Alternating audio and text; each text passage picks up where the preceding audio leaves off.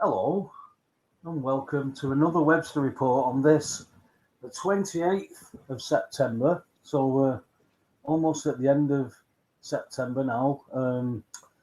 Because it is the 28th and I'm still here, I'm presuming that I haven't been pre-trib raptured out of here. And I can't find anybody who has been raptured out, but maybe that's that big secret. But we come together again at the end, or should we say at the beginning, really. But we've done another week where there's been one or two things that have really changed how the climate is running. We're not just talking about weather and chemtrails. And as per some podcasts that have spoken about us, because some people can't help but speak about the Webster report, we're not here to depress people, and we're not here to be boring, but we are here to talk about real things, and we're here to join dots because the eternity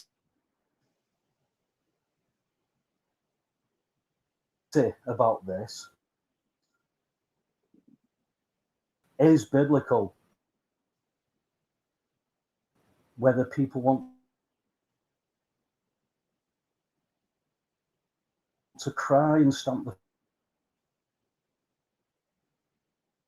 feet about it or not. But what this podcast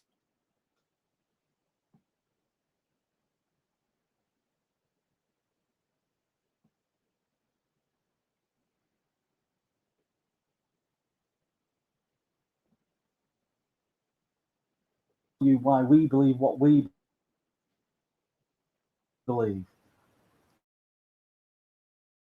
We've been places, we've done things, we've worked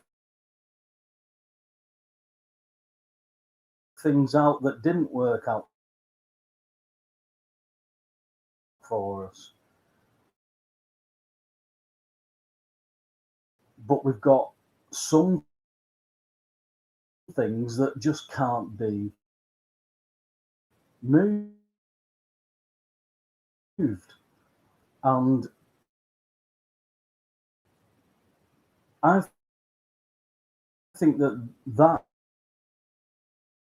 is something worth talking about, especially when all of a sudden we're being told that we're in no matter what, by the government, or but by the end of this parliament, we're all it's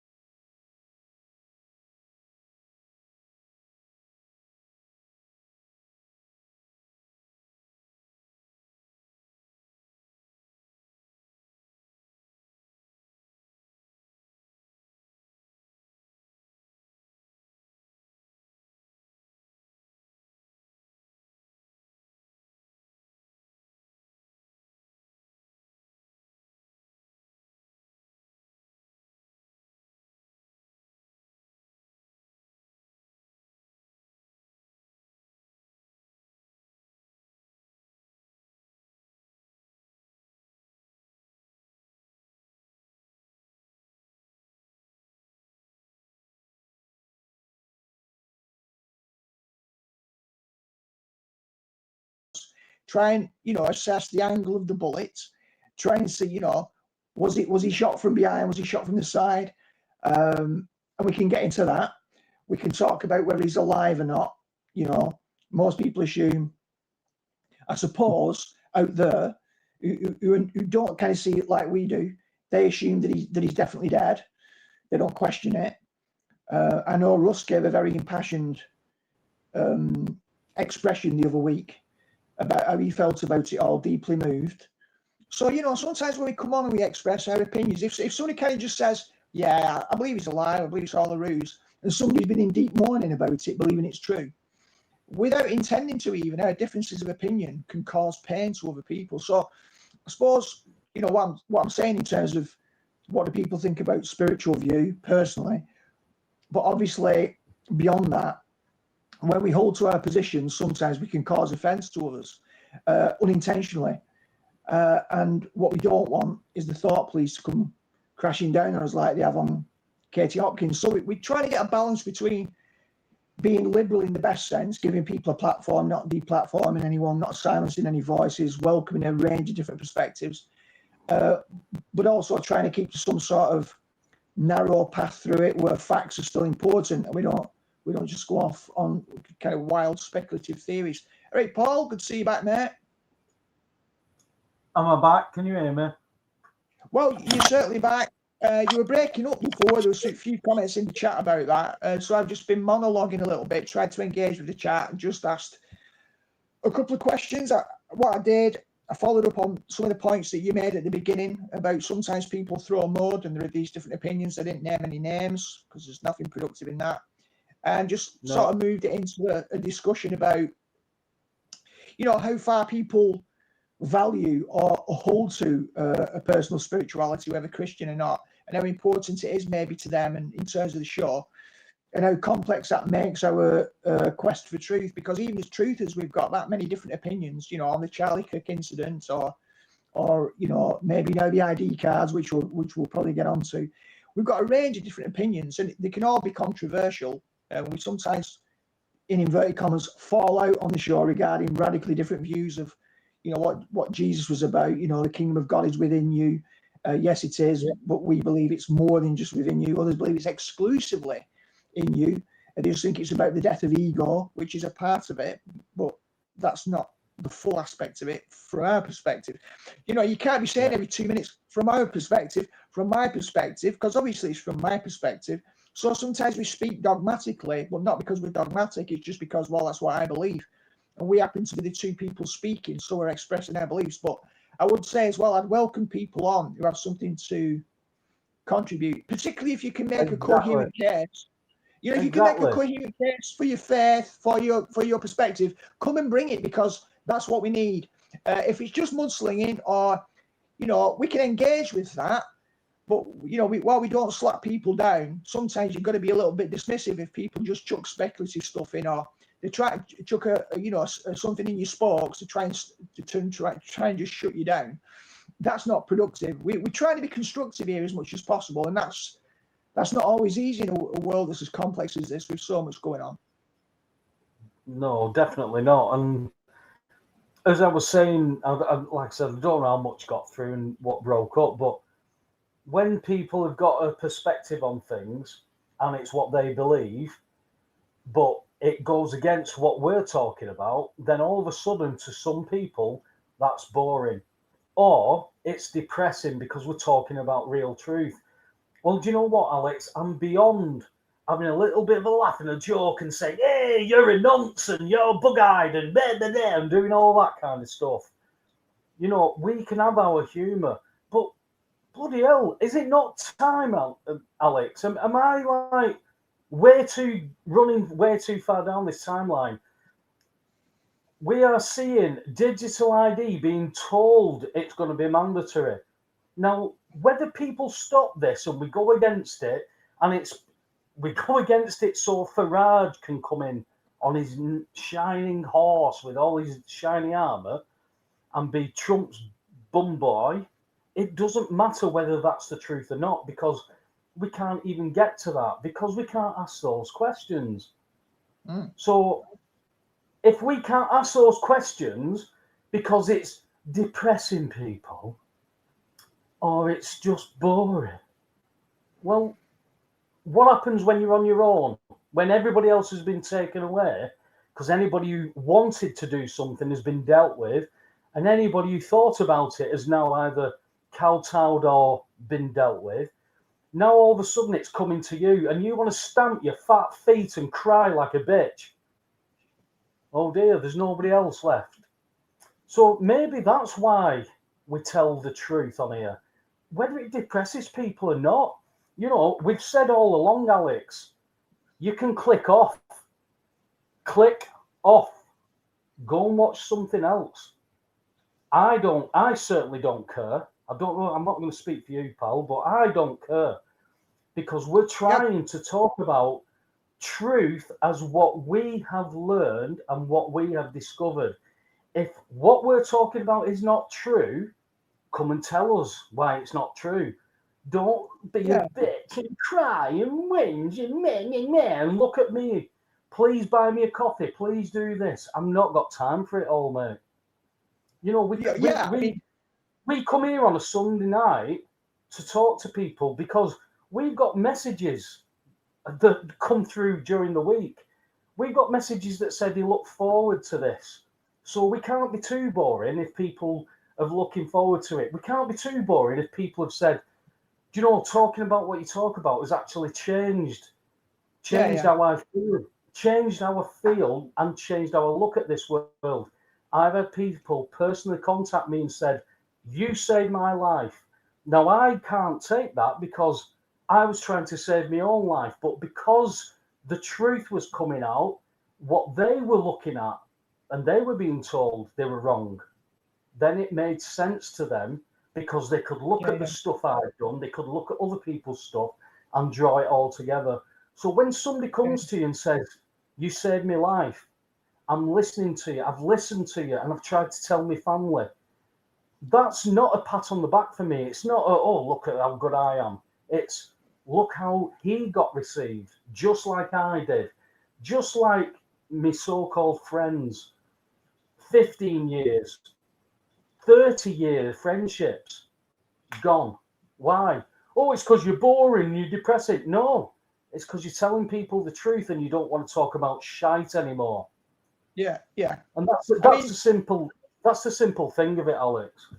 I mean, what I'd say here is, like, you know, we've been doing this consistently now for just over a year, and of course the show's the Webster report. So you're the one. I understand why you're miffed because, you know, even though we share the burden, I'm just some geezer still. Technically, I'm a guest, but we know the dynamic doesn't work like that. So, I mean, I suppose if it was the Brocklehurst show, I don't know what I'd make of it, but I think the stakes are higher. But I take an objective view, so I understand why you feel bothered by that.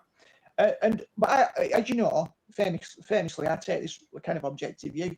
I look at things and I think, well, if you're a Manchester United fan right now, right, you're going to be depressed and you're going to say, Manchester United is boring, right?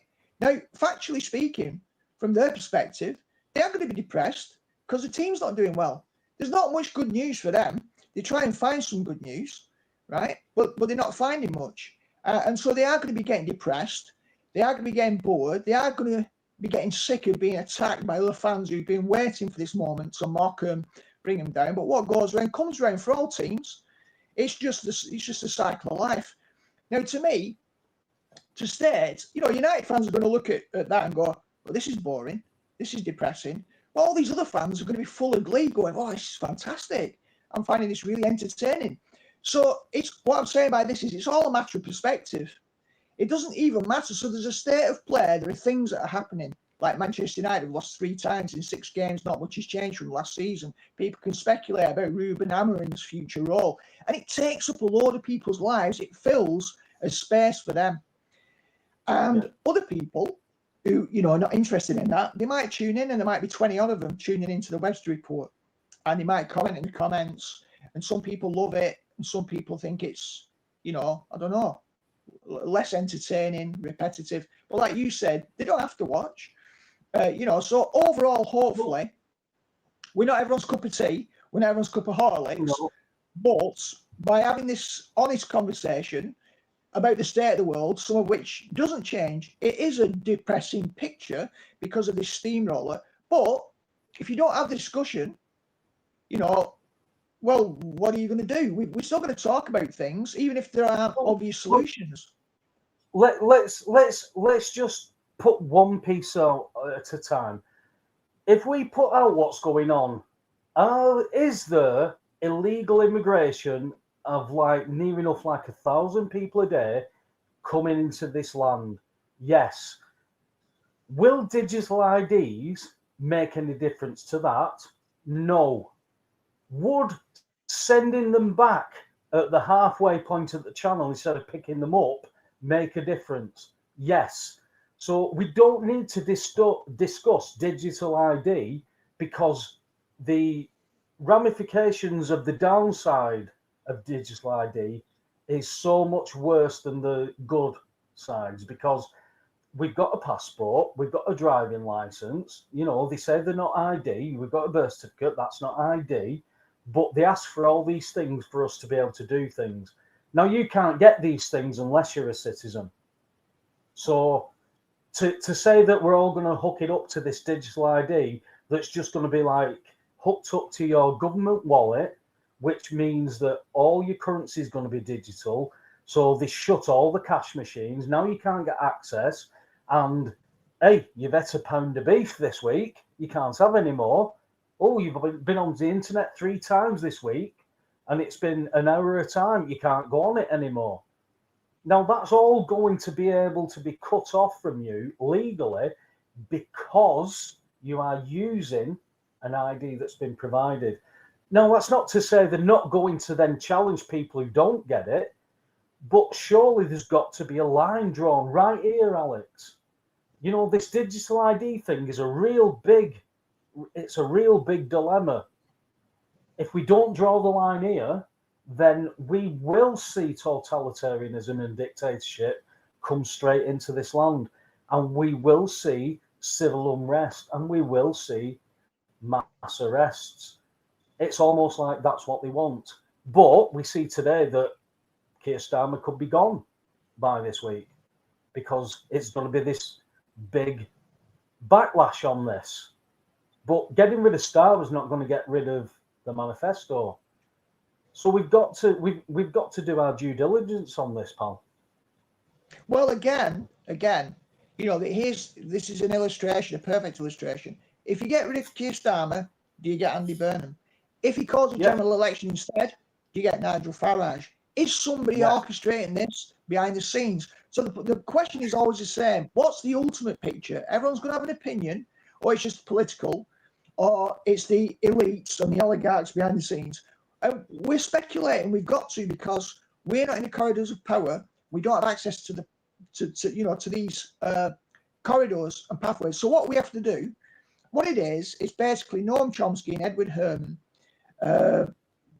They articulate a propaganda model, and there are several components to this, and it's about how this control is maintained. And we've got to learn how to read between the lines. It's often more what isn't said than what is said, and you've just got to have a keen and a sharp eye to be able to reconstruct the facts, because no one's going to confirm for you.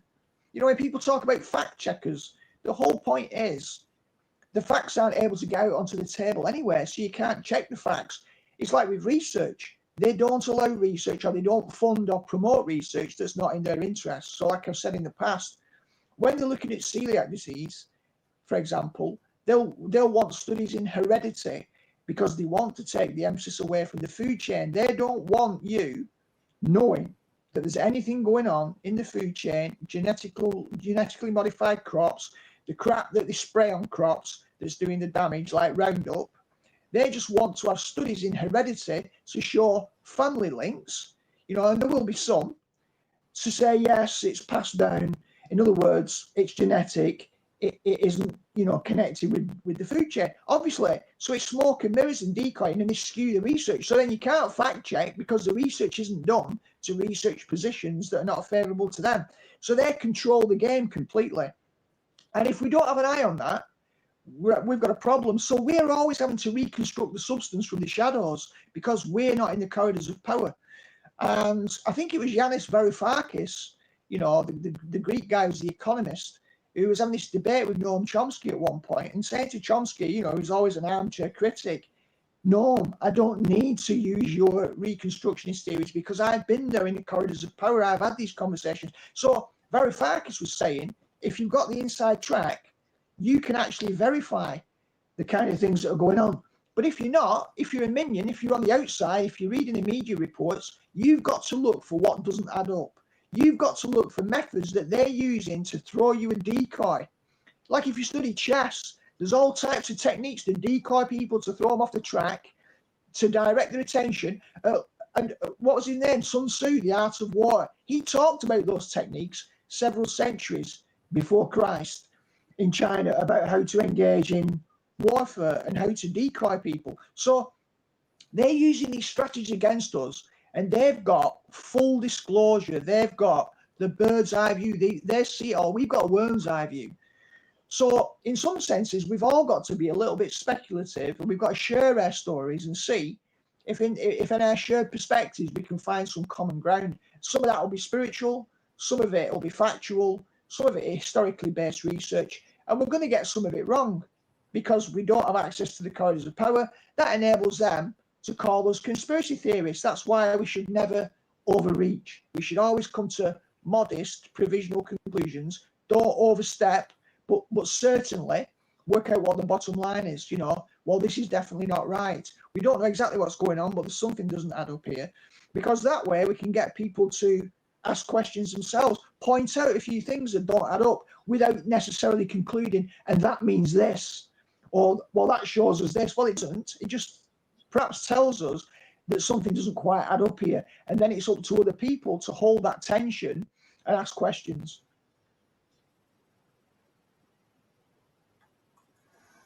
Well, the question for me then is, are people doing that? Are people willing to hold something up and ask questions about it?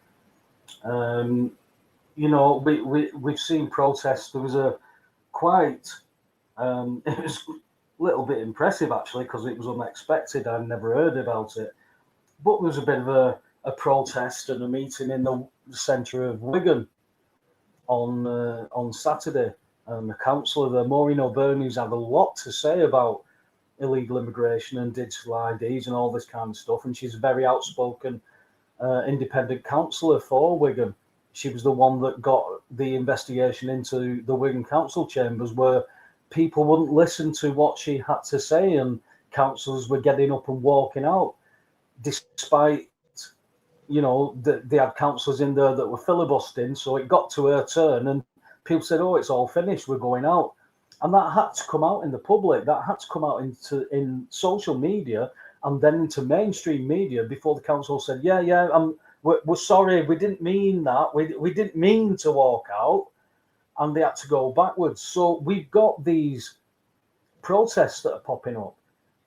We're all talking about the flags. We're putting flags up, and we're talking about immigration, and we're talking about what this all means, because we're looking, you know, we are being pitted against religion against religion. You know, we're not only got grooming gangs, but we've got Muslim grooming gangs.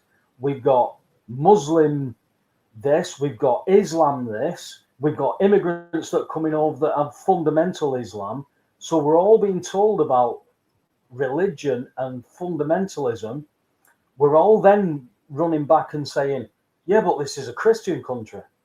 So then we've got Christianity against this, and then we don't know what Christianity is, because as we try to define on the show every bloody week, we don't know what a Christian is. If you say you're a Christian and you're a Catholic, then there's questions there because of what Catholicism is. And it goes for every Christian religion. Yet all the religions say Jesus is a thoroughly bloody good, nice bloke, and he's one of the ways to get to heaven. But when we actually go to what we say is the word of God, the Bible, Jesus says, "I'm the only way." So we've got this massive contrast. And as we point to the Bible every week, Alex, the Bible is our foundation. If it's not in there, we're not interested. Unless you can point to something in the scriptures that will put light on what you're talking about. That's what we ask every week. Come and talk to us. Tell us why you believe what you believe. Don't just don't send me a video and tell you it's all about the Qu'est-ce que c'est the act and it's this and that. Don't. Come on and talk about it. Or if you've not got time, don't come and cry about it, because this is about debating live stuff. This isn't about knowing about the surname anymore. This isn't about or anything like that. We're past it.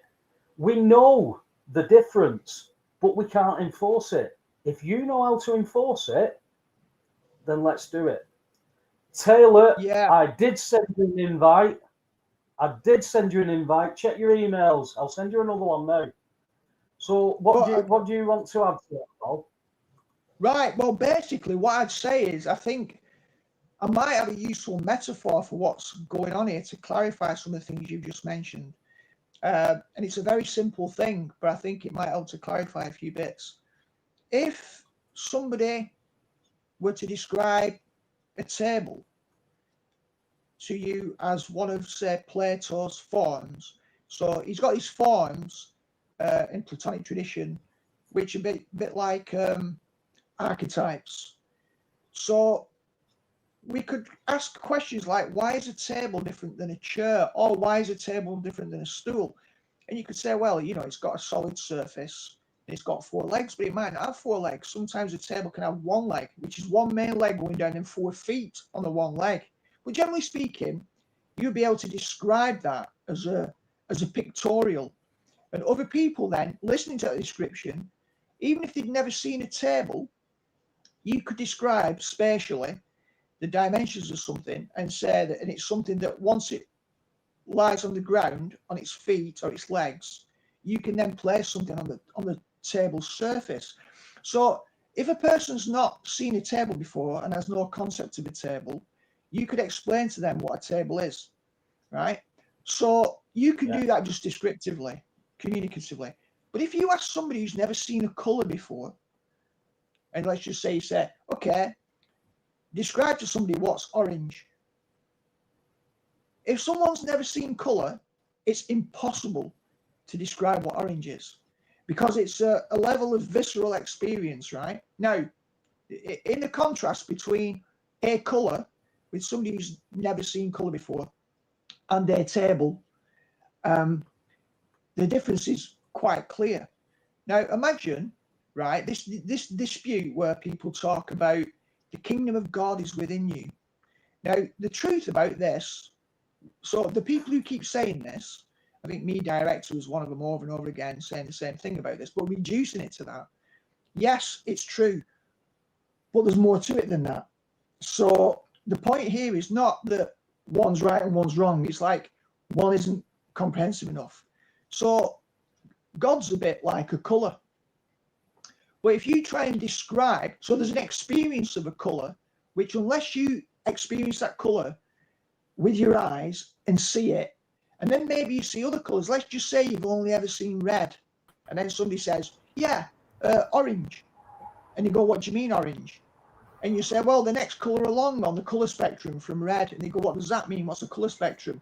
Or the next one along, what does the next one along mean? Because they've only ever seen red.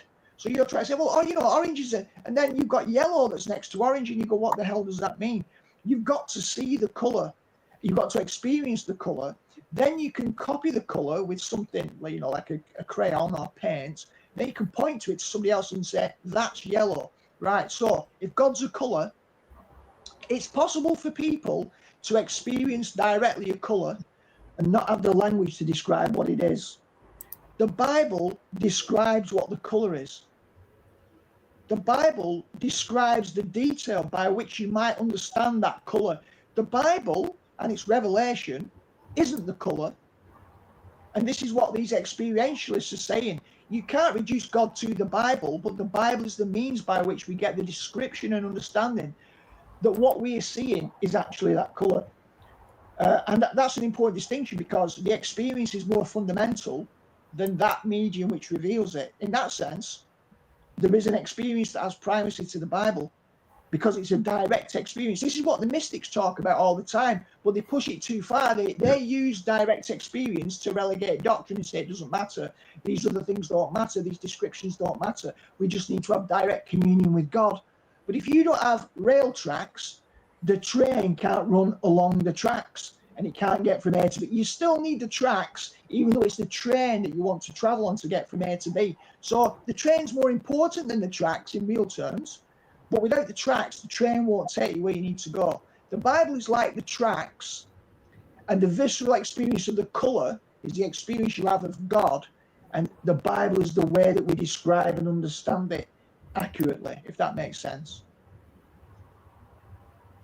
It makes sense to me, mate. The problem that the way I look at it was, it took me so long to circumnavigate all the rubbish to get to the point where all the rubbish put me on my knees thinking this world is so corrupt. There's nothing in this world, nothing that works for justice. Everything is injustice, and it all works for a certain element within the population. And I couldn't see any way out of that until I read the Bible, and the Bible went against everything and said, if you live this way, that wouldn't be. None of that would be. You wouldn't experience these things. Now, it's very easy for somebody to say, oh, that's a load of shit. But we've never lived like that. So if we'd done it and it didn't work, I could go with that. But because we've never concentrated on doing it the right way, but in history, we've got elements of where there are places that have done it the right way. Like when Nineveh was going to get judged and obliterated, they went, oh, bloody hell. Yeah, we've gone off track here. We're sorry. And they didn't get obliterated. It was later on when they went back to doing what they used to do. But it was because they'd already known that they shouldn't do it, and they went back to it anyway. That was the dog going back to the vomit. If you're going to do that, you will be judged. If you don't know that you're going back to your vomit, then you're not going to be judged until your vomit's been pointed out to you. And I think that is the thing that we're coming up to, because people know that there's things that are going on, Alex. I mean, you can't get away from judgments that are happening now. I mean, the digital ID stuff, considering that 10 years ago, 15 years ago, everybody was talking about digital ID that was going to be coming in, that they wanted to put in. We saw where it came from. We saw what it was going to be used for. And we said, hey, we shouldn't do this. You're a conspiracy nutter, not a theorist. You were a nutter. And yet here it is, announced in broad daylight. This is what we want. Why? Well, it'll stop these people coming in on these boats. How will it do that? They're throwing their actual ID in the ocean as they're coming over, and you're going to give them a digital ID. Yeah, what's your name? It's Dave Smith. Really? Where are you from? Afghanistan. And your name's Dave Smith? Well, I don't know. I haven't got any idea. Okay, well, we'll call you David Smith. Here's your digital ID. Now I've got that digital ID, I can go and get a job, because it's only a government confirmation that says you've got that ID. So it's whoever gets this ID that they accept will be considered as a citizen. And if you are giving illegals this kind of a power, they will vote for who have given that to them. So the danger is digital IDs actually just stitch the population of the country up that's been obliterated. And we can't get away from the Kalergi plan and that being in policy for all these years, and that's what's being played out. Will Farage, it'll certainly not going to, but what will come on the back of that? Because you have 4 years of whatever he's bringing. And this is the point. You know, people are saying in the chat room that digital IDs haven't been mentioned in the Labour manifesto because it was quashed when Blair wanted it and this, that and the other. Well, it's not being quashed now. So even if it's not in the manifesto, are Labour going to back down on this if you vote to get rid of Starmer? Because the one person that's saying that he's going to come in for a challenge is Andy Burnham. You're looking out to get a strike for that one, pal. What, say Burnham? Yeah. You got to get his name right. Can't believe you called him Burnham. Yeah, Andy Burnham, that's right. Yeah, well, I mean, he'd be like the equivalent of council tax after rolling out poll tax. So, like, Keir Starmer would be the poll tax that eventually everyone rejects pretty quickly. Then the more moderate version is Burnham, and he's very interesting. Well, you saw it with John Major, Alex. John Major was exactly what you've just described, to shoe on Tony Blair in. And Margaret Thatcher's greatest achievement, according to her, was New Labour, which was Tony Blair. So John Major was the interim, the piece of nothing, the greyness. The more peas, Norma. Can I have more peas? There was nothing with John Major. He was just somebody who filled in that gap. And then Tony Blair came in and sold us out to a lie. We went to war in Iraq. Gordon Brown sold all our gold off for pennies, and we've got nothing left. And now we've got to do something, haven't we? Well, what do we do? I mean, if we go along with what Taylor talks about, is that Trump is going to take all the gold that's been stolen and use that to foot the economy and bring it back to the people, which in thought and in theory is perfect. But certainly from our point of view, I can't see anybody doing that here. And if it's Farage, who, I was only talking to a mate today who worked at Dover, where they were working at immigration, and they shut the immigration centre down at Dover. Farage was the MP, and it was because there was too much money being spent on the immigration centre. So instead of doing that and dealing with detention and getting rid, they shut it and sent the staff to whatever jails they wanted to apply for. And from Dover, he ended up coming up to my gaff at Risley. So we see all these changes have been put there for a reason, but it's to create, to see if there's going to be a backlash. About tariffs, people pouring flat. So what is it that's coming? Will people just dive straight in for this digital ID like they did for COVID vaccines, where we've now got Robert Kennedy Jr. stating on live television, well, the conspiracy theorists were right again. Fauci's this, Fauci's a bastard, and all this stuff. It's like, you sit there, Alex, and you go, yeah, we were right about that. But you don't feel any better for it, because you know that they're just now saying, yeah, well, we always were going to accept that you were right, but only when we said. Yeah. But I think all we can do is attempt to wake people up. I mean, at the end of the day, the petition has now reached nearly 2.5 million signatures about digital ID. But in some ways, I think it's a slight red herring, because when people feel like they've acted, it's like people used to go to churches, right, in midweek, and they go to the midweek missionary meeting. Because they couldn't be missionaries, they go along and they listen to these stories about these missionaries in other countries, and they put some money in the offering, and they could feel like proxy missionaries. Yeah. And I think sometimes people go, all right, well, I've put my signature out now to this petition. Oh, look, I'm watching the live stream, and it's going up to nearly 2. Oh, you can get to 4 million, which they'll just ignore anyway. But what it does, it takes your energy and it directs it into the petition. What we need is just do not comply. So if they try to implement it, you just refuse. That's always the same. That's the point. That's the point. We've got to stop protesting and reject. How do we reject? Don't use a shop that says you must pay cash. Don't use. Don't go in. No matter how much you rate it. Don't do it. We don't have to do it for that much. We could easily bring all this back, but are people going to step up, Alex? We talk about Martin Niemöller so often that everybody's waiting for somebody else to do it. Somebody else to do something. Are primed at the moment because there is a movement that is going to go against this digital ID. We only need something that will look like it'll get rid of digital ID, something that doesn't look like digital ID, and it'll be accepted, and that'll be the stepping stone. That'll be like, we can't get there, but we've got to cross our fingers and nobody can touch us where we're at.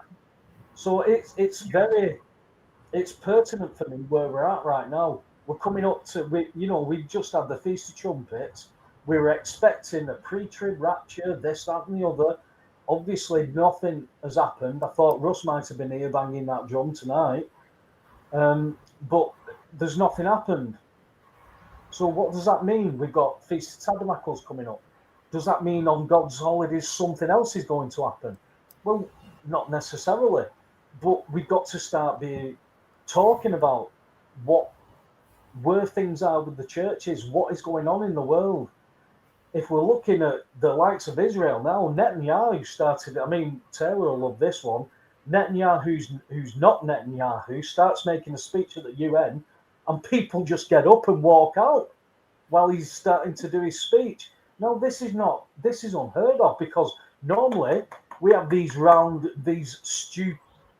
stupidity round of applause for Israel, but all of a sudden we're seeing this turn against Israel, and it's for me it looks choreographed. Obviously Taylor can come in with his part, his take on that, but we are seeing that tanker now turning against Israel, because we're seeing different countries turn their backs on these people.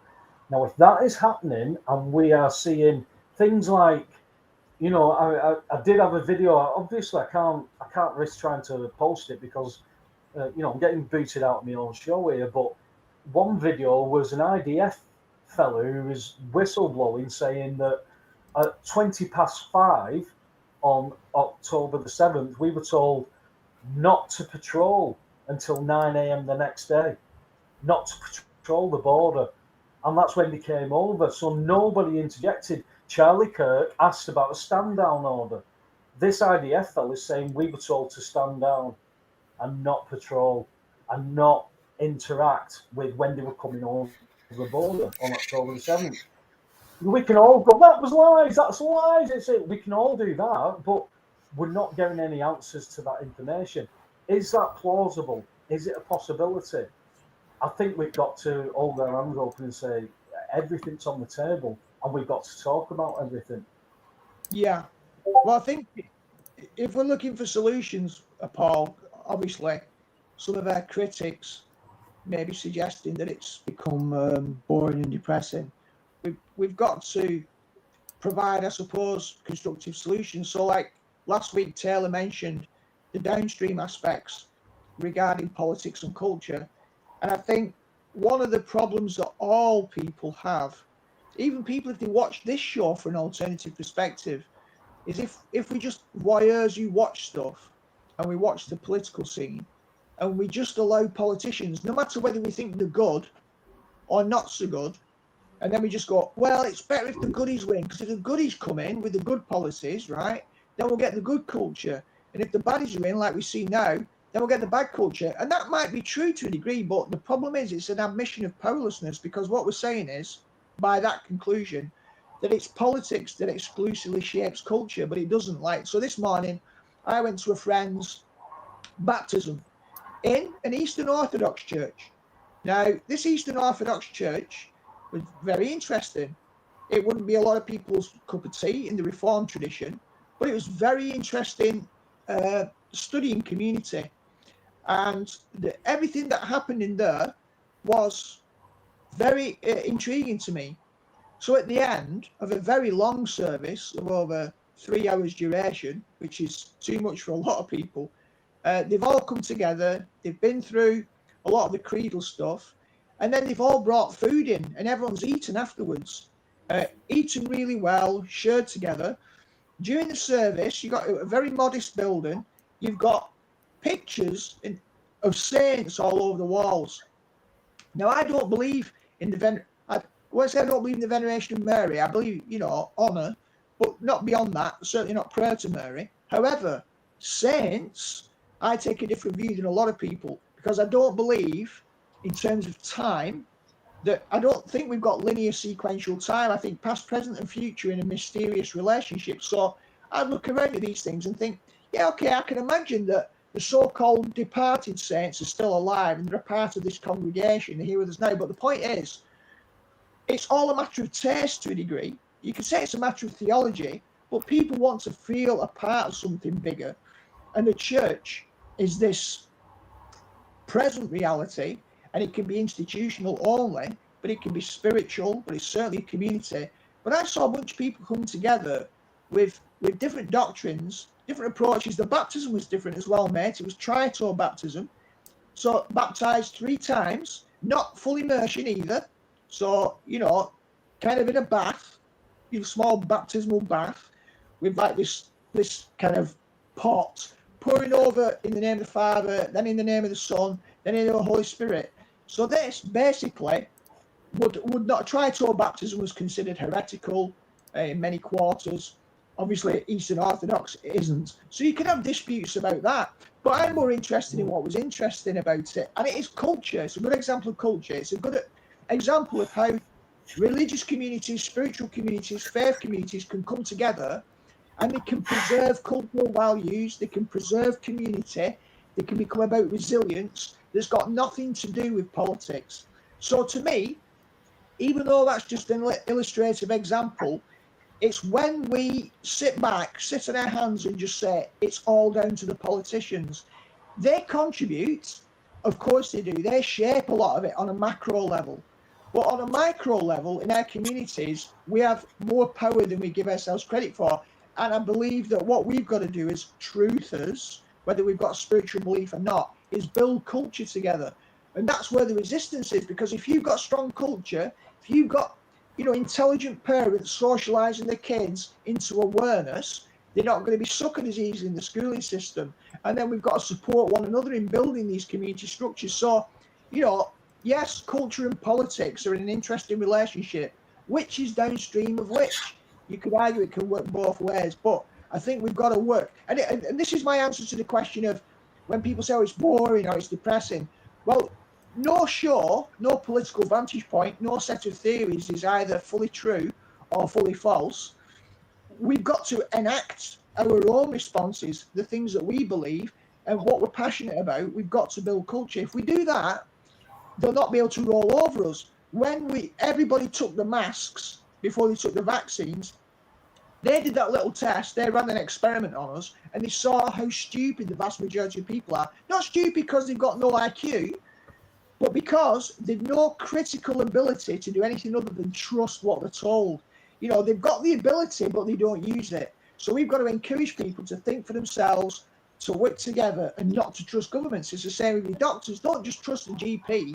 When you feel ill, and I feel ill, I'll go for some medication that will support a pharmaceutical company. No, attend to your health proactively. Look at your own body, care for yourself, set up alternative structures, Don't just trust the authorities. Most people, unfortunately, do. That's one of the big problems that we've got. It's a massive problem, mate. Absolutely massive. I think it is being questioned, certainly over in this country, in England. I have a lot of friends.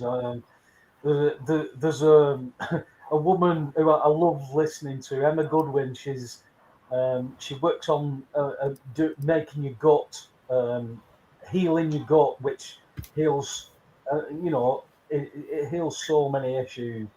And she's so passionate about it. And you think if people were really like that about everything, we would change this world. I mean, she's absolutely bonkers as well, but you have to be bonkers because you're talking against a narrative that is not bonkers, it's evil, and it's It's contrite. It's meant to be this way. Work hard, pay your bills. But we're not meant to do that. Ha ha. No, you're not. But you're going to do it anyway. So eat this vegetable oil and this rapeseed oil. I know we only meant to run. It's only meant to lubricate mechanical engineering, but it doesn't matter. It'll fry your chips, fry your egg. You know, we've got lost, Alex. We're asking people who haven't got any clue about health to make us healthy. And I think people not just like Emma, but other doctors who come out with these alternatives, people barrack them and people call them because they've not got white coats on and clipboards. And I think a lot of people have been trained into thinking that if you haven't got that white coat on and that clipboard, then you can't have authority. So I think we're going to see some absolute big events coming up and things. I think we're going to see something this week that's going to make people think. Myself, man. Without further ado, our American correspondent, Blacksister. What have you got for us, brother? How's it going, everybody? Yeah, good stuff, mate. We're here. Yeah, doing all right. Just same old, same old. You know what? Can't speak. Right away, let's go ahead and get into this story that I have pulled up right here. It's just came out a couple days ago because this ties into what you were talking about earlier with BB at the United Nations conference. So I found this moment to be pretty funny, but also to be pretty interesting in its own way. So, New York Times, Netanyahu delivers defiant address after walkout by dozens of nations. Netanyahu wore a QR code on his lapel that linked to gruesome images of the October 7th attacks. What makes a movie good? Great actors. Quote by Q, post 461. After his bizarre humiliation ritual at the free falling, we'll get to that in a bit, United Nations, can there be any lingering doubt now, as your proud quote-unquote Q-tard editor here has been saying for the past 3 years, that Bibi Netanyahu of the also free-falling shitty little state, aka Israel, is a military operative in a mask, executing his assigned role heroically and flawlessly. 3 elements in particular, all cleverly choreographed by the scriptwriters at White Hat Productions, serve to further confirm that what we are watching is a movie in which the arch-villain, Israel, is in precise accordance with Q quote-unquote prophecy, being saved for last. Most of the UN assembly rudely and loudly walked out on Bibi, quote unquote, as he began his speech. Now, the real Bibi, even in his heyday, was never exactly loved by many of the national governments of the world. But a televised/amplified humiliation on this level would, considering the joint influence of Israel and the United States, have been impossible in years past. And let me touch on this one real quick. So, even in the heyday of Netanyahu and Israel, a lot of these global leaders and finance and bankers, they actually really disliked him and the Israeli state in general. And I've mentioned this before. This is the whole globalist / Marxist versus the Zionist power grabbers, where Israel, in the minds of a lot of globalists and Marxists, like say George Soros, for example, they hate Netanyahu and they hate Israel because they constantly get in the way of creating their new world order, because they constantly create chaos and instability over in that region of the world. But at the same time, they have to they're two mafia crime families essentially. They have to respect each other's power, and they understand that that Israel, in its heyday, controlled America. They controlled the Congress, and they controlled the presidency to an extent as well. Any president who went against Israel, whether they were good or bad, met the fate of either death or being forced out, or they met scandal. I'll give 3 examples off the top of my head. JFK. As you guys know, he was trying to he was basically dogpiling on Israel to force them to open up their nuclear facilities for inspection, because he was determined they would not get nuclear weapons. Every other region every other country in the region was on board with this, but Israel was the only one that was against it. So this pressure ended up forcing David Ben-Gurion, the prime minister of Israel, to step down. But even his successor ended up coming under the same fire. This is one of the key reasons as to why JFK was assassinated, as I'm sure you all know. Now, moving on, we have Jimmy Carter. In 1979, I believe it was, he was working with the president of, I forget what his name was, president of Egypt, in order to create a pacified area over there, in order to allow the Palestinians and the Israelis, in order to be able to live in peace, quote unquote, a ceasefire. What happened was, as a result, was that the Zionist power grabbers, they ended up what's it called? They engineered the Iran hostage crisis in order to after they overthrew Iran in '79, and they held the hostages on purpose until Reagan got into office, so that way that they could force Carter out. That's not to say that they liked Reagan; they hated Reagan. But at the end of the day, they knew that they could, and they were planning to assassinate him and then have George Bush take over. Now, that didn't end up happening, but he was essentially neutered. After the assassination attempt, we had a much more moderate Reagan. So there's that. That's what happened to Jimmy Carter. And then in 1996, 97, 98, we had Bill Clinton, who was working with I forget what the name of the prime minister of Egypt and Israel's their names were, in order to again, just like with Jimmy Carter, trying to create stability in that region so that way they could form the new world order. What happened was, Rabin. And what happened was that Rabin was assassinated by a Likud type Zionist Jew in Israel. This was in the late 90s. The president of Egypt, I believe I forget his name, but I believe he said he was being poisoned by CIA and Mossad agents, and he ended up dying not too long after. And then Bill Clinton, well, he got Monica Lewinsky. They gave him who was a Mossad asset.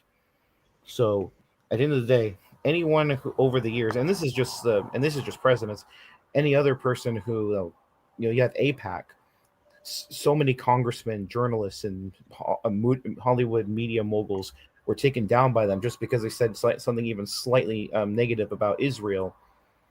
So that ended up costing a lot of people their career. So the point I'm trying to make is that Israel is in its heyday, as you know, controlled the Congress. They controlled the Senate. They pretty much controlled the politics in general.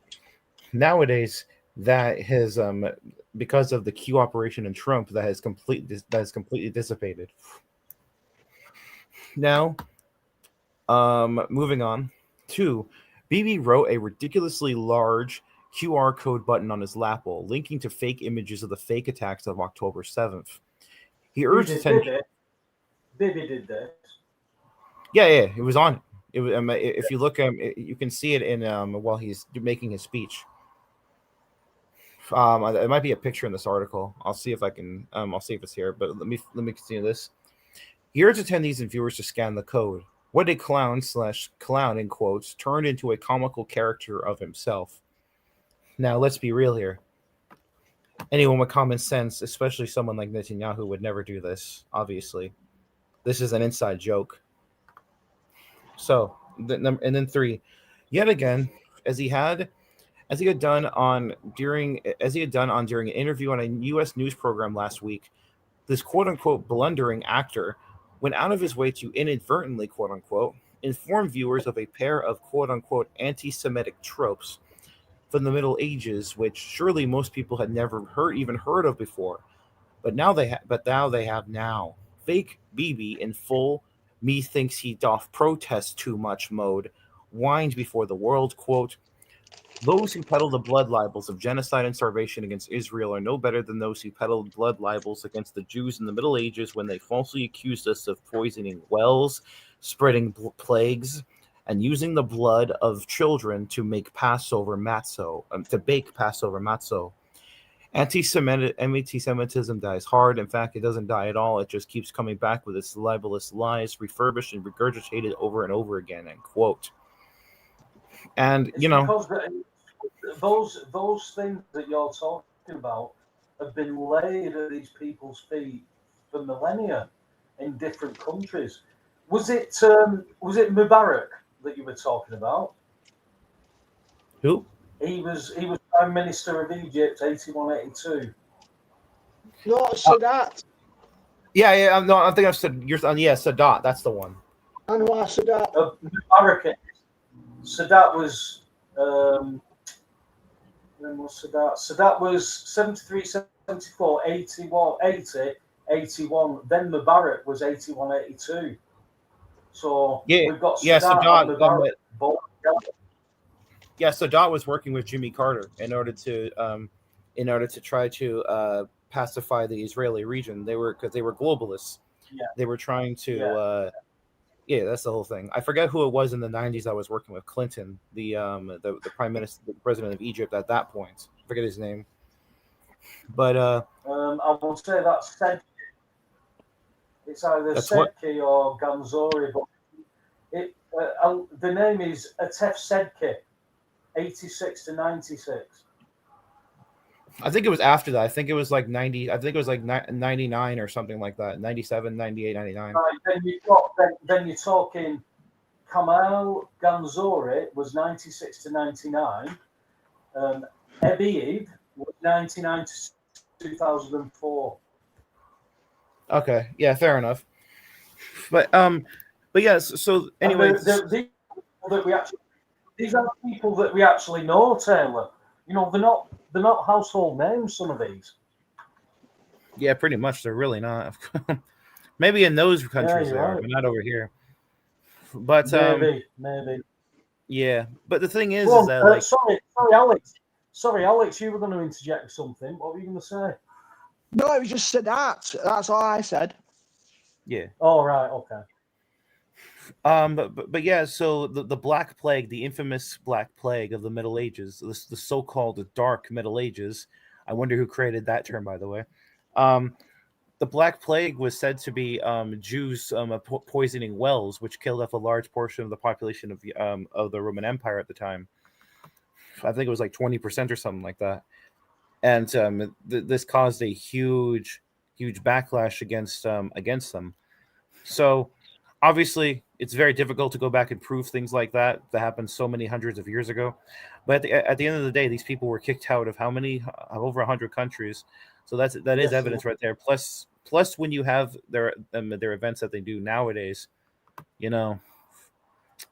The question is, it's like, I can't remember the guy's name who did the famous speech, but he says, out of all the countries that kick Jews out, you've got to ask the question, what are the Jews doing to have this happen to them in these countries? Not what are the people doing to the Jews, but what are the Jews doing? If you can't have that conversation, then we always go back to this anti-Semitism. Me director's asked you a question, Taylor. He wants to know what you mean when you say that they use the blood of children. Oh, they use the blood of children for ritual sacrifices. You know, the whole offering a young child or even an infant to Satan, that whole thing. There's always been that satanic cult mixed into the Khazarian mafia. People. And the bloodletting rituals. Yeah, those. Yes. Yeah. That's been a thing for hundreds, if not thousands, of years. So this has been a thing that's been around for a long before the adrenochrome craze. So very much. It's Yes, the same thing. but It is identical, but just different guys. pretty much, yes. Just same story, different people, same different era, same thing. Here's the button, by the way. That of the QR code that was on BB's chest. So Okay. you asked about that, but yeah, BB's staged self-humiliation show. Most of the heckling assembly marched out on BB, quote unquote BB. Millions at home saw the embarrassing replay on the news. BB's clown button. Good way to describe it. BB, quote unquote, reminded the world about the persistent and widespread allegations of Jewish well poisoning and child kidnapping, killing rituals in the Middle Ages. And then we have a little thing here from South Park, which is pretty funny. The night before BB's, quote unquote, BB's UN humiliation, the popular adult cartoon South Park ran a scene, now also being greatly amplified by Q-controlled media, in which an angry Jewish woman travels to Israel to berate Netanyahu for making life for Jews in America miserable because he is flattening neighborhoods and killing thousands. I actually haven't seen this clip myself, but that is amusing. Oh man, you know that Israel's not in control anymore if you can do something like this. You'd never be able to get away with something like this, even on a big show like South Park for so many years. Well, this is why it's been very interesting. Me and Alex have been looking at some of the stuff that's just come out this week about the Charlie Kirk stuff. We're now looking at people who, quite high profile people, the likes of Candace Owens and people like that, who are coming out and saying that the narrative we're being told about Charlie Kirk is wrong.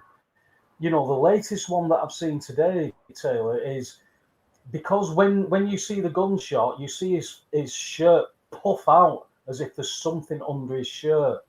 And they're talking about like a radio mic that has got a concentrated, directed charge. Now, we know that they can do this. We know this technology. It's simple. But is this what they've done to either pretend to take Charlie Kirk out so we can now use that as a platform to move forward? Because his wife, certainly for me, has come out and has been very strange in her actions. It doesn't look like a grieving widow to me, but people grieve in different ways. And we are watching films play out. Kirk's wife, so there's something wrong here, Taylor. If his shirt puffs out like that, it looks like something under the shirt. That could be the radio mic, and we know that they can have those concentrated charges, direct charges, to impact and not touch anything else. So I think we've got to be at least have our minds open to that, because this shooter from the front thing isn't working. And if we have a shooter from the back, he's shooting somebody through a tent that he can't see. So we've got anomalies here, but there's so many anomalies being thrown at this now. We can be stuck in conspiracy theories for years. Well, first of all, let me just say this about Charlie Kirk's wife when she gave her now famous speech. Before the speech, there's a shot of her giving the infamous Robbie Parker smile. Yes. Now that was one of the biggest things. That was one of the biggest things I've ever seen, that, Taylor. When Robbie Parker came walking up to Mike with that big smile on his face and then got into character right before, I thought, wow, it's right in front of us now. And that was only 2012, only 13 years ago. And they're showing us right in front of us. And I can't say that is not what I've seen with the Charlie Kirk stuff. I really can't. Well, whatever the case is with this whole with this shooting itself, it's clear that this whole thing is a psyop in order to attack the crazed left, as well as help get more and more of the normies on board with common sense thinking and abandoning the left, which is exactly what this has accomplished. I mean, even ignoring the anomalies of the shooting itself, just the results from it, the aftermath of it, what's resulted from it is already enough evidence in my mind to show that this is all part of the movie. Because at the end of the day, the whole point of this is to unite humanity, and we're still not even at the final phase of, as Q mentioned many times, crimes against children will unite humanity, and we still haven't even gotten to that phase yet with the Epstein child sex trafficking and blood rituals and stuff like that. We haven't even got to that yet. We haven't got to Pizzagate or Squeaky Fromm. We haven't got to any of that yet. So we still have cards to play at the end of the day. But let me continue here. So from day one, meaning October 7th of 2023, the editorial board of the Anti-New York Times has stood and continues to stand virtually alone in our assessment that the entire war, genocide, famine in Gaza is all a white hat wag the dog production designed to batter the reputation of the shitty little state and thoroughly deactivate the once powerful anti-Semitism card to a point from which the cabal can never recover from. The fact that this is clearly not the real BBC Netanyahu, the original having presumably been executed for his role in 9/11, begs the question: who then is issuing the orders to blow up and starve Gaza? The logically deductive answer is no one is, because it's all a scripted white hat movie using crisis actors, fake blood, and CGI. And I've been saying this since day one as well. This is the whole joke of the paragliders and all that crap. Unless, of course, you believe that Commander Trump thought it would enhance the reality of the movie operation by actually butchering and starving tens of thousands of innocent children as collateral damage, in which case you really ought to no longer be supporting Q or Trump. Logic. White Hat Productions is false flagging the false flaggers with Wag the Gaza.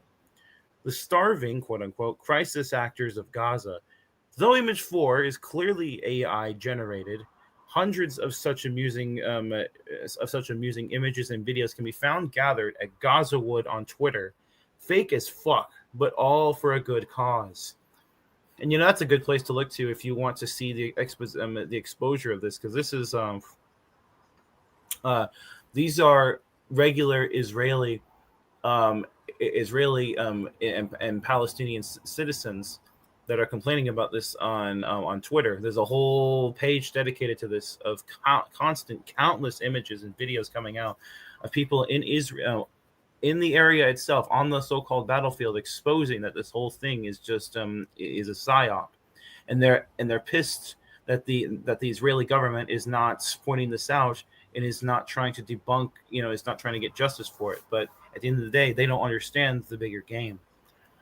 So This is further. This is just another nail in the coffin for the Israeli state, as well as for the Zionists.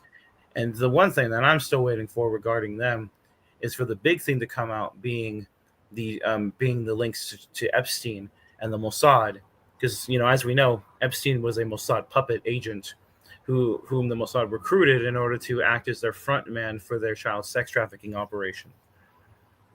So that's the one thing that I'm really, really waiting to see, because at the end of the day, you could talk about 9/11 or JFK. Look how deep it goes. But yeah, I'm just saying, look how deep it goes there, because Ghislaine Maxwell, Robert Maxwell's daughter, Maxwell, big media magnate, who is an Israeli asset himself, which means Ghislaine's an Israeli asset, and then you've got Epstein, an Israeli asset. We see all of these links that have been there for decades. This isn't the last 10, 20 years.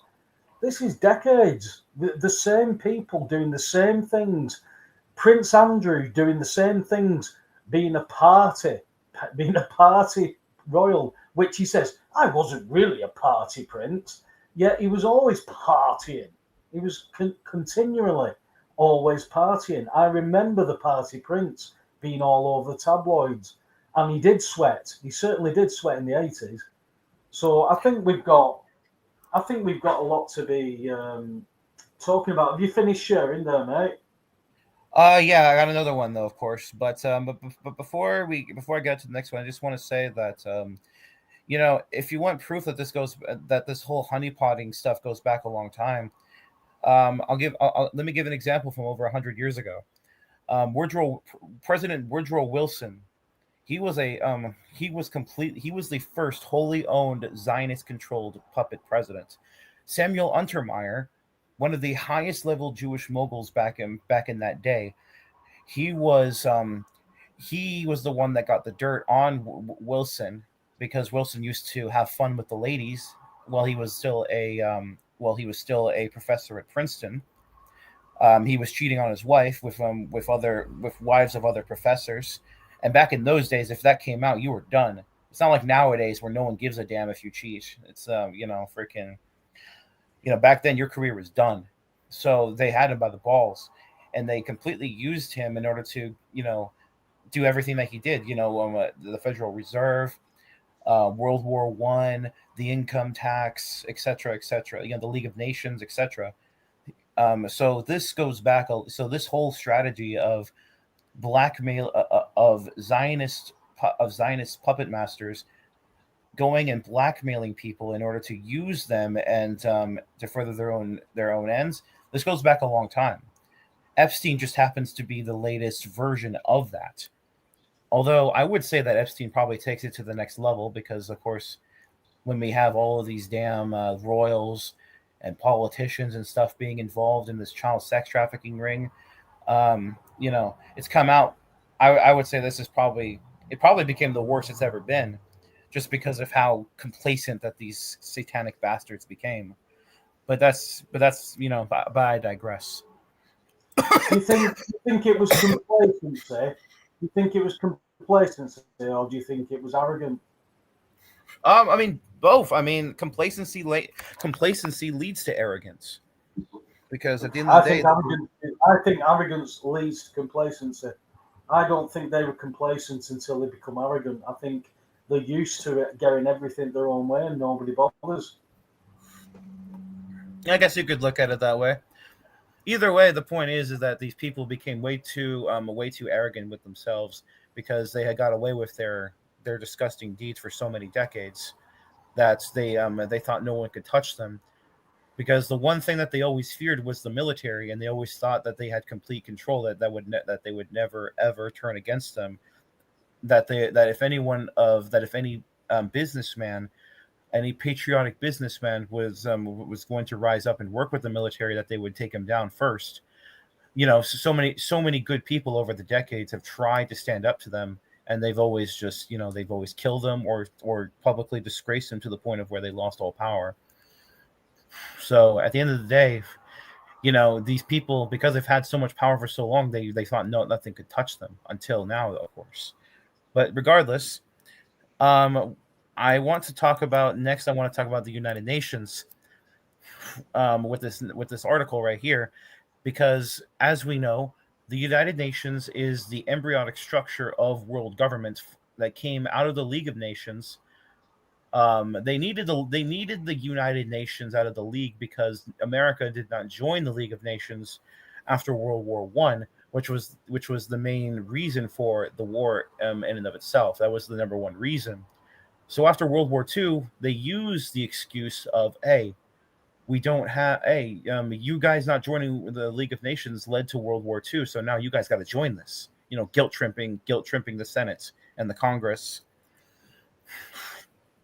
So let's go ahead and do you have it? Can you share it?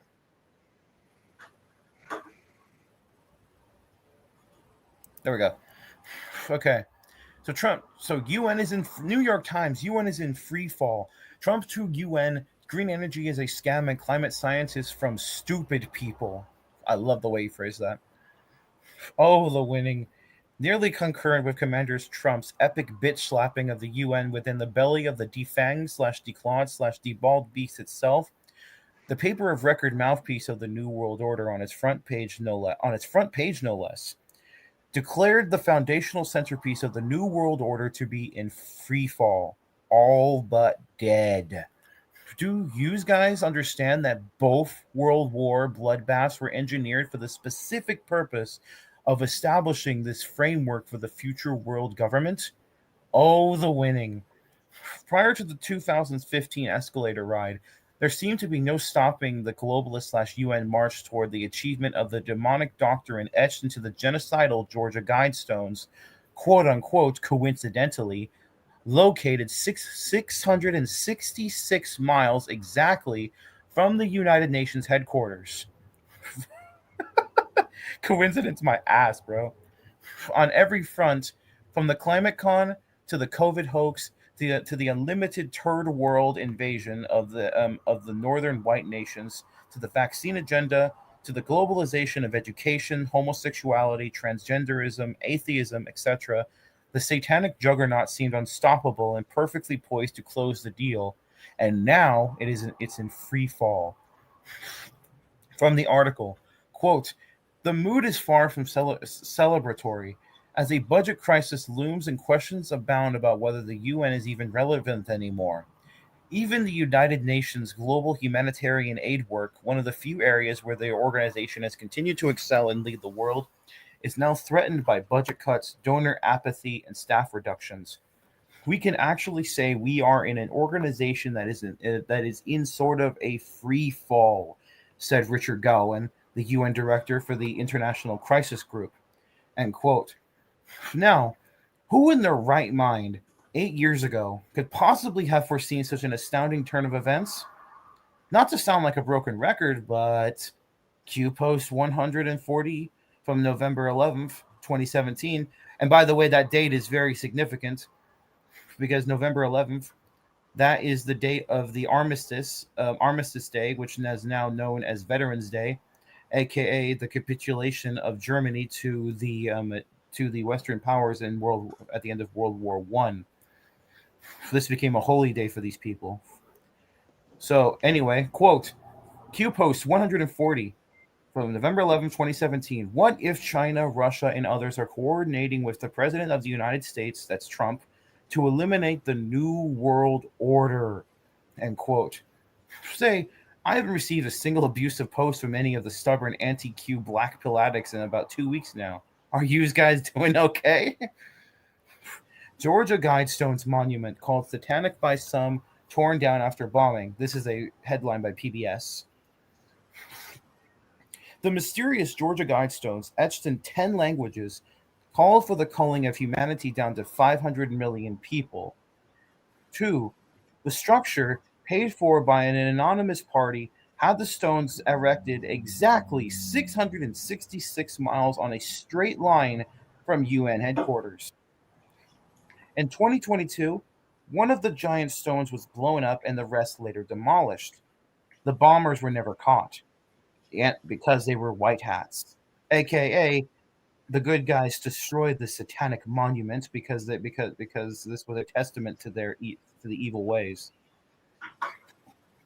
So, World War II had not even ended when the founding United Nations Charter Conference, which set up the United Nations, convened from April to June of 1945 in San Francisco. I like that phrase. I like that word. I like that spelling right there. The Secretary General for the Grand History shaping event was the U.S. State Department official named Alger Hiss, who, several years later, would be discovered to have been a member of the U.S. Communist Party. He would actually serve jail time, not for having been a communist, but for having lied about that fact while under oath. Let that sink in. A Communist Party traitor played the key role at the founding conference. Start wrong, end wrong.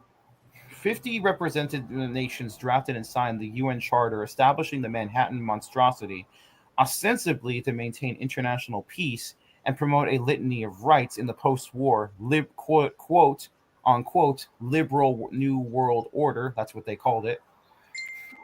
The generalistically worked totalitarian charter came into force officially on October 24th, 1945. In 1946, the 17-acre plot of land for the building on New York's East River was paid for by a $8.5 million donation. That's at least $200 million in today's dollar value from the Rockefeller family. Surprise, surprise. It was John D. Rockefeller, the third or the fourth, I forget, who was also the brother of David and Nelson Rockefeller. But it would require decades of fiendish cunning and patient gradualism to pack enough meat on the bones to empower the Luciferian beast to the point at which it could erase borders, wage unlimited wars, impose economic mandates designed as climate protections, and stage the worldwide COVID hoax, which was supposed to include a multi-year lockdown and a truly genocidal vaccine. But something happened on the way to hell on earth, and at the 11th hour too. Q happened, and the best is yet to come. Trust the plan. Secretary Alger Hiss shakes hand with Freemason, 33rd degree Freemason, Hiroshima Harry Truman, at the founding conference. Guilty of perjury for having lied to a congressional committee about his secret Communist Party membership, Alger Hiss was found guilty. Hiss served nearly 4 years in prison. Young Congressman and future President Richard Nixon played a proud role in exposing Hiss, something which the left never forgave him for. I'll give you an example of that, by the way. The late FDR's just lesbian, disgusting wife, Eleanor Roosevelt. She was one of the key figures that attacked Nixon, and people like McCarthy for going after Alger Hiss. He was one of his key defenders. That tells you a lot about these people. UN Secretary General Trevig, I can't pronounce that. It's a Norwegian name. Tree Lee accepts $8.5 million check from John D. Rockefeller for the purchase of the UN site. Jacob Rothschild with David Rockefeller, John D.'s brother. The two wretched globalist clans did financial and political deals together for many years. And it's also very interesting how, in the last few years, many Rothschilds have been passing away, dying suddenly.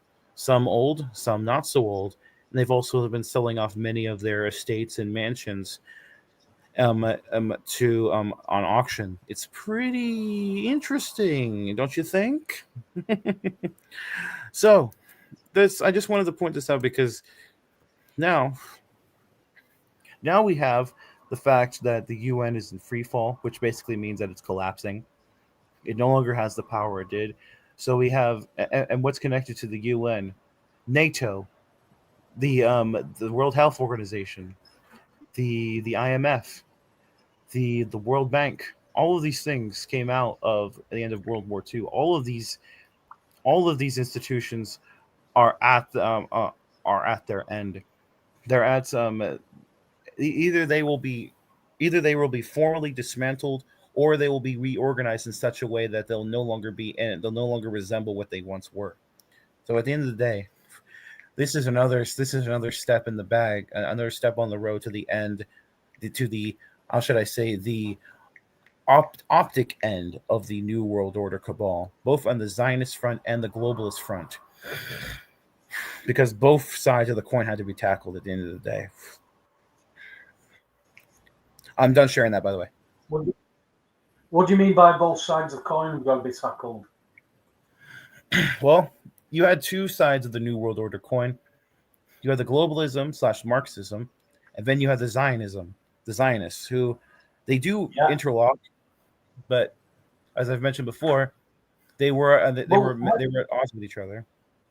Let me ask you now then, where does that fall with Netanyahu? Because as I asked you earlier on, but it was mentioned in the chat room what your thoughts were on people when Netanyahu tried to start to speak at the UN.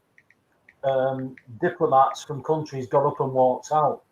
So with what's going on with now, where Trump is now saying, shall we say, he's not pandering to Netanyahu either.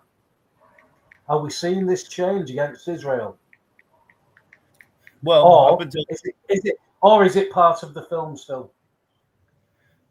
Well, the film, the script so far has always been to have Trump, for the most part, because he has because there are exceptions to this, for the most part, to look like that he's Netanyahu's bitch. That to basically be, I love Israel, we have to, we will live and die for Israel, all that stuff. Because at the end of the day, that's the only way that you could fight them, that you could fight these people, was you had to act like you were getting in bed with them, just like in The Godfather, and just like as Q said, how do you approach a dangerous animal? Do you approach from the front, or do you sneak up on it from behind and win its trust? Well, the answer is obvious. You don't. If you have a lion, if you have a man-eating lion, you don't go up in a freaking try to punch it in the face. You gain its trust. You offer it some meat. You wait for it to fall asleep, and then you smack it on the back of the head and kill it. It's exactly the same thing here. So at the end of the day, now Trump doesn't need to play that game as much anymore, because now as we're nearing the end of this movie, which is unfortunately taking a lot longer than I would have liked personally. But regardless, now that we're heading towards the end, Trump no longer needs to play that game as much anymore. Of course, there's always the possibility that he could play the role of living and dying on the sword, taking one for the team, so to speak. But that's yet to be seen. So at the end of the day, as Israel continues to, as their image and their reputation continues to be destroyed in the public mind from this wag the dog scenario in Gaza, at the end of the day, this is putting an end to the Zionist cabal, which has always been headquartered in Israel.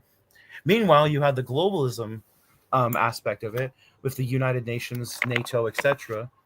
They are also dying. So at the end of the day, as I mentioned, the two sides of the New World Order coin are both dying and are both being tackled, and their reputation continues to dwindle more and more as each day passes on. So even if the progress is slow, at the end of the day, there's still progress, and I guess that's good enough. So I hope that answered your question. Well, it I can't say it answers the question. It is a answer though. As for answering the question, I think we've got more questions than we have answers, and I think Dale, you bring a lot of good questions to the forefront. The only thing that I would say is sometimes we're looking for this resolution, and we're thinking, you in particular, are thinking that Trump and the military have got this solution that is going to be the final solution. I don't use that as in World War II final solution, but I see that there is going to be, I can see Israel now being put into a position where they are so much on the back foot that they're going to sign a treaty. And this is going to be that treaty that's going to create world peace. Trump has already said it so often. We've done a deal, it's a good deal, and it's looking like peace. Well, when peace and safety is announced, that's when me and Alex will raise our eyebrows and go, what? What did you say? What do you think about that part, Alex? Well, we say it, don't we, over and over. There's only so much you can do in the domain of analysis based on the shadows, because we see the shadows and we dance with the shadows and we try and project back from the shadows to the substance which the shadows cast from. So, it's Plato's cave again. Yeah. And ultimately, this is why it's all an exercise in trying to build the most plausible hypotheses. But at the end of the day, you've got to be provisional, because there are so many things we don't see.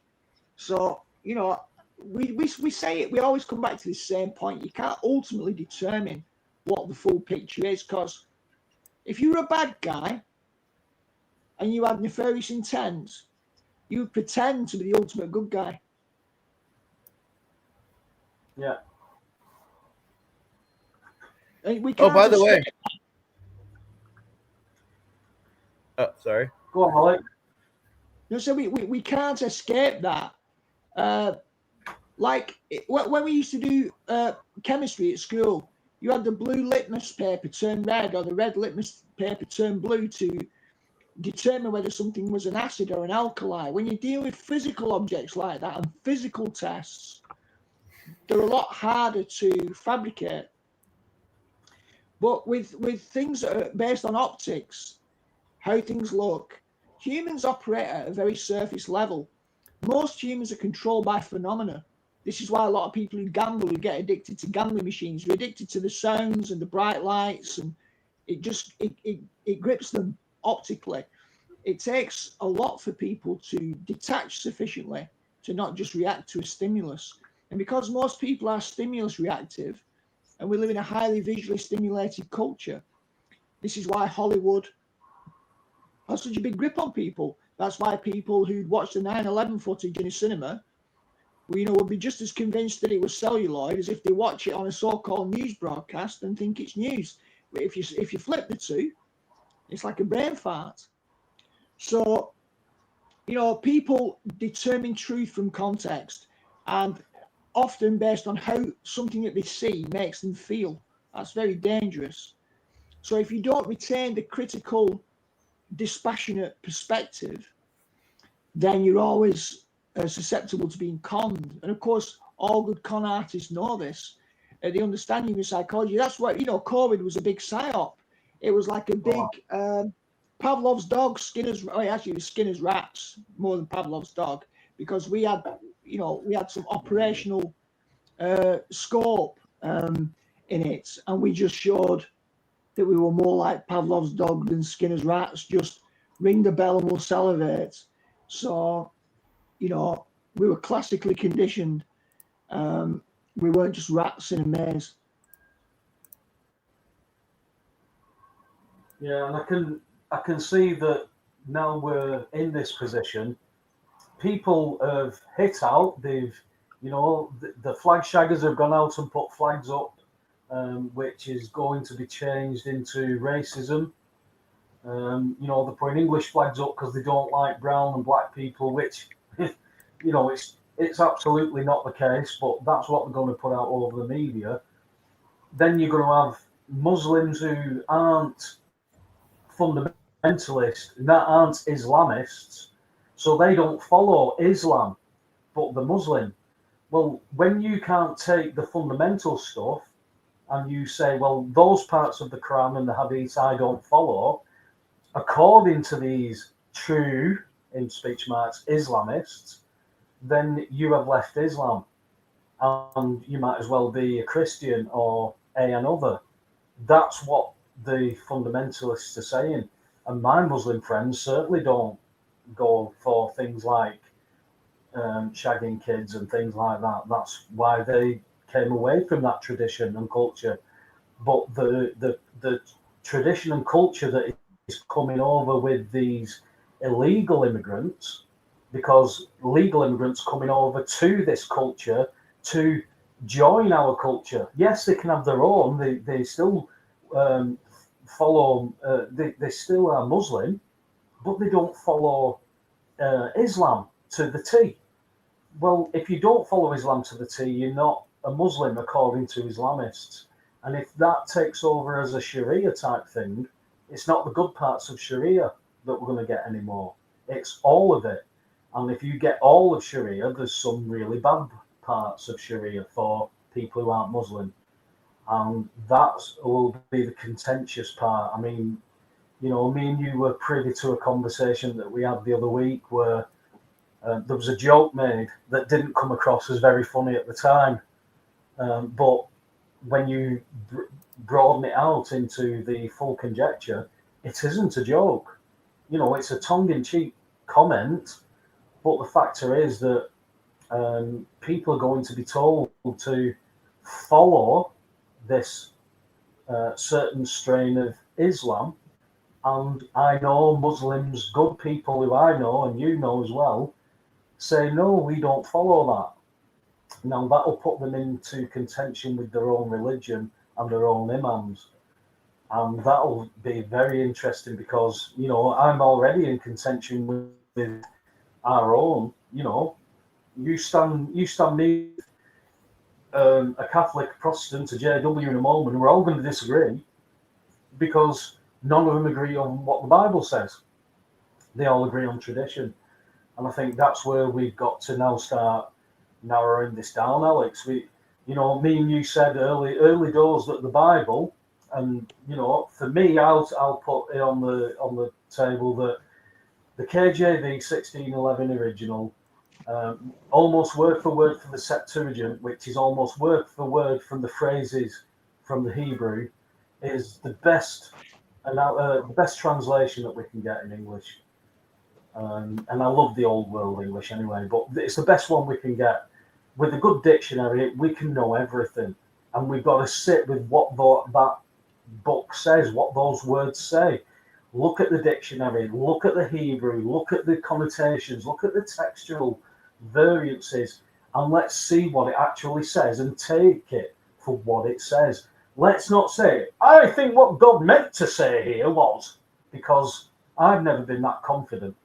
But if we can just take the words for what it says, and let's say that that's our foundation, let's see what everybody else says and see if it contradicts. If it contradicts, we'll throw it away. If it doesn't, we'll keep it.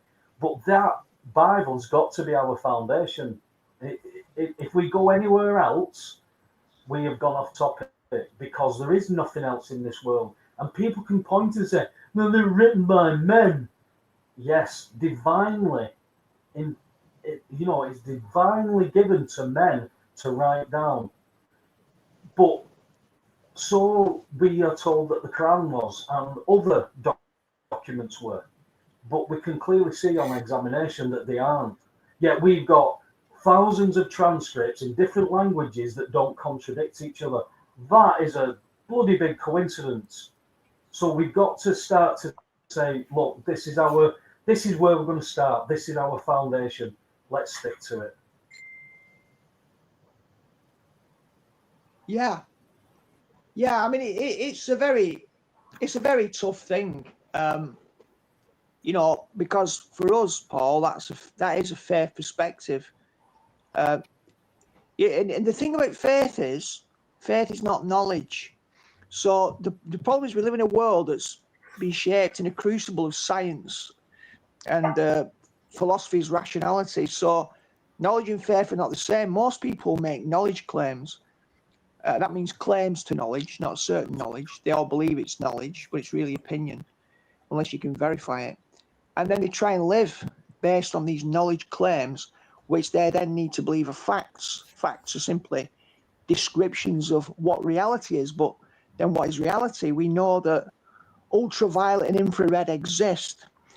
We know that dogs can hear dog whistles and we can't. So there's frequency and energy. So what is real? The quantum structure of the table, the fact that in atomic terms it's largely space, but we encounter it as solid states.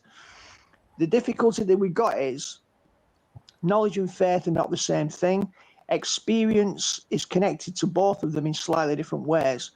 And I think as well, revelation through the Judeo-Christian tradition, came through a fairly narrow geographical and cultural lens. And we now know it's a very big world. Whether you believe it's flat or not isn't the point. It's a very big world. And there have been many traditions that have existed for a long time. And of course, we know that they make countervailing claims. Sometimes they claim an overlap with Christianity. Sometimes they claim, from a fully Eastern perspective, that it's not really about overt religious claims about God. It's about personal wisdom, the way you live, consciousness. Of course, how you live, ethics, consciousness, all come into Christianity. Psychology does. Psychology was in people at the time of Jesus, but the discipline of psychology was a 19th century development, as was sociology. So we've developed a number of different paradigmatic lenses through which to view reality. They don't necessarily contradict each other. They may overlap, but it's not always obvious how, sociology might speak to religion. So, the role of laws aren't just divine decrees for individuals to follow. There were cultural prescriptions for communities to organize their life around. That distinction is very important. God didn't just give it. See, go on, finish off. I was just going to say something. In an individualistic culture that we've got in the West, people tend to see laws as prescriptions that God places upon me as an individual in a binding fashion. But even the festivals that were connected to laws and priestly stuff was laws not quite the same as the priestly roles and functions. Were, you know, Rosh Hashanah, Yom Kippur, they were all ways of managing reality, but social reality, therefore a community aspect. And yes, Yeah. unified, centralized. You all come to Jerusalem. You know, synagogues came later after the Jewish, you know, the Jewish diaspora, because obviously Babylonian captivity, the divide and conquer principles used by Babylonians and others, Julius Caesar, break the spirit and will of a people by deporting them from their own land. Now, Yeah. you know, Muslims are told to go once in a lifetime at least to do Hajj at Mecca. Well, at one time, Jews would make the pilgrimage, and Jesus goes up to Jerusalem. And they would go up once a year for Yom Kippur if they could. Now, obviously, with a temple-centered worship, you're geographically constrained. You have to travel to it. This is why in the diaspora, when the Jews were deported, synagogues developed, local centers. The problem with that is as soon as you've got local centers, unified, centralized political control is much harder to maintain. Local traditions start to get a grip. Teachings start to get polluted. If there's local worship centers going after other gods, then it can sort of pervert the local culture. It's very difficult to maintain a very unified control. That was the Roman Catholic Church. Everything in Latin, you know, very top down. When you break that down, as you found in the Reformation, it's a good thing in liberating the individual. But what that then does, you can move towards a radical individualism, which forgets the community and church-based aspect. Like I was saying this morning, to go to this Eastern Orthodox church and see a very strong aspect of, like, all the community was speaking to the person being baptized. They were, you know, it was like, and all these pictures of the saints. If some people believe that, you know, all this talk about saints is just idolatry. Now, I believe praying to Mary is, so I draw the line there. But this idea of the saints, you know, I found it comforting. I don't pray. I never would pray to a saint. They're a dead human being.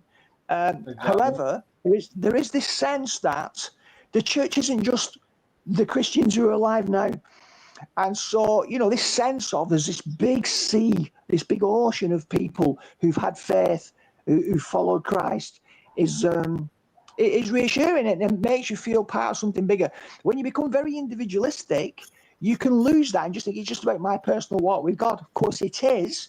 God wants, and I think this is another major distinction between Christianity and both Judaism and Islam. Judaism and Islam do not believe that God is personal in that sense. Like many other religions, even Socrates' God that he got to from reason was an abstract unitary entity outside of space and time who was so transcendent to us that you couldn't have a personal relationship with him. You just do your duty, your diligence, you give alms, you do this. And it's very ritualistic, prescriptive. He's a different order of being. In Christianity, God comes into the human situation, and Jesus said, "No longer do I call you servants, but friends, if you do as I command you. Love one another." So he breaks in and he says, no, it's a personal walk with God. But again, if you take that too far, oh, Jesus is your best mate. I think Cliff Richard wrote a book called Jesus is Your Best Mate. It's like, no, that's too familiar. You've lost the holiness of God. But there's a balance between God's otherness, his transcendent holiness, which we should be in awe of, like knee-trembling awe, but also the fact that it's not just that. Coming as Jesus, he's personal as well, which means you can have a relationship with God. There aren't many religions that speak about that. No, but just to address this in the chat room from the Wolf, he's talking about do we reckon that Muslims are out to get to us? We've got Aaron in the chat room. He's a Muslim. He's not out to get anybody. That's the point. He's a Muslim who doesn't follow Islam. Islam is a state of governance. It's not a religion. So Muslims who follow Islam fundamentally will have to follow what Islam says, which is to fight against the Jews and the Christians and all those non-believers. Or we pay tax, or we convert, or we die. Now, this is extremism. To sit there and say it's propaganda, it's put out by Saudi Arabia, and that's been converted by the British public, the British Secret Services. Yes, but this Islam has converted a third population of the world through its force of nature. Now, people will point to Christianity and say, well, that was spread by the sword. But they're pointing to the Crusades, which was Catholicism and not Christianity. Because if we talk about Christianity, we talk about the Bible. And the Bible says, don't do that. It says to Islam, don't do that. It says to Catholicism, don't do that. The Bible stands on its own. So to stand there and say, well, you might as well just go, well, the KJV was written by Freemasons and blah, blah, blah, blah, blah, blah, blah. It's just ridiculous stuff that we keep repeating. We've got to be better than that. We can see what is being done. We can see what was set up. We can see that the CIA was the ISS that was set up by British intelligence to help the Americans get their own. But the CIA certainly became their own. You know, we weren't controlling that once they became their own. Once George Bush, Herbert Walker got into that, we saw how the FBI and the CIA do what they want. This is nothing new because the MI5, MI6 do it, GCHQ do it. And we think, oh, it's brilliant, you know, James Bond, all that kind of stuff. But we don't accept the responsibility what comes for this. You know, it's, I mean, Aaron's just put there, it's not about fighting Jews and Christians only in the time of war.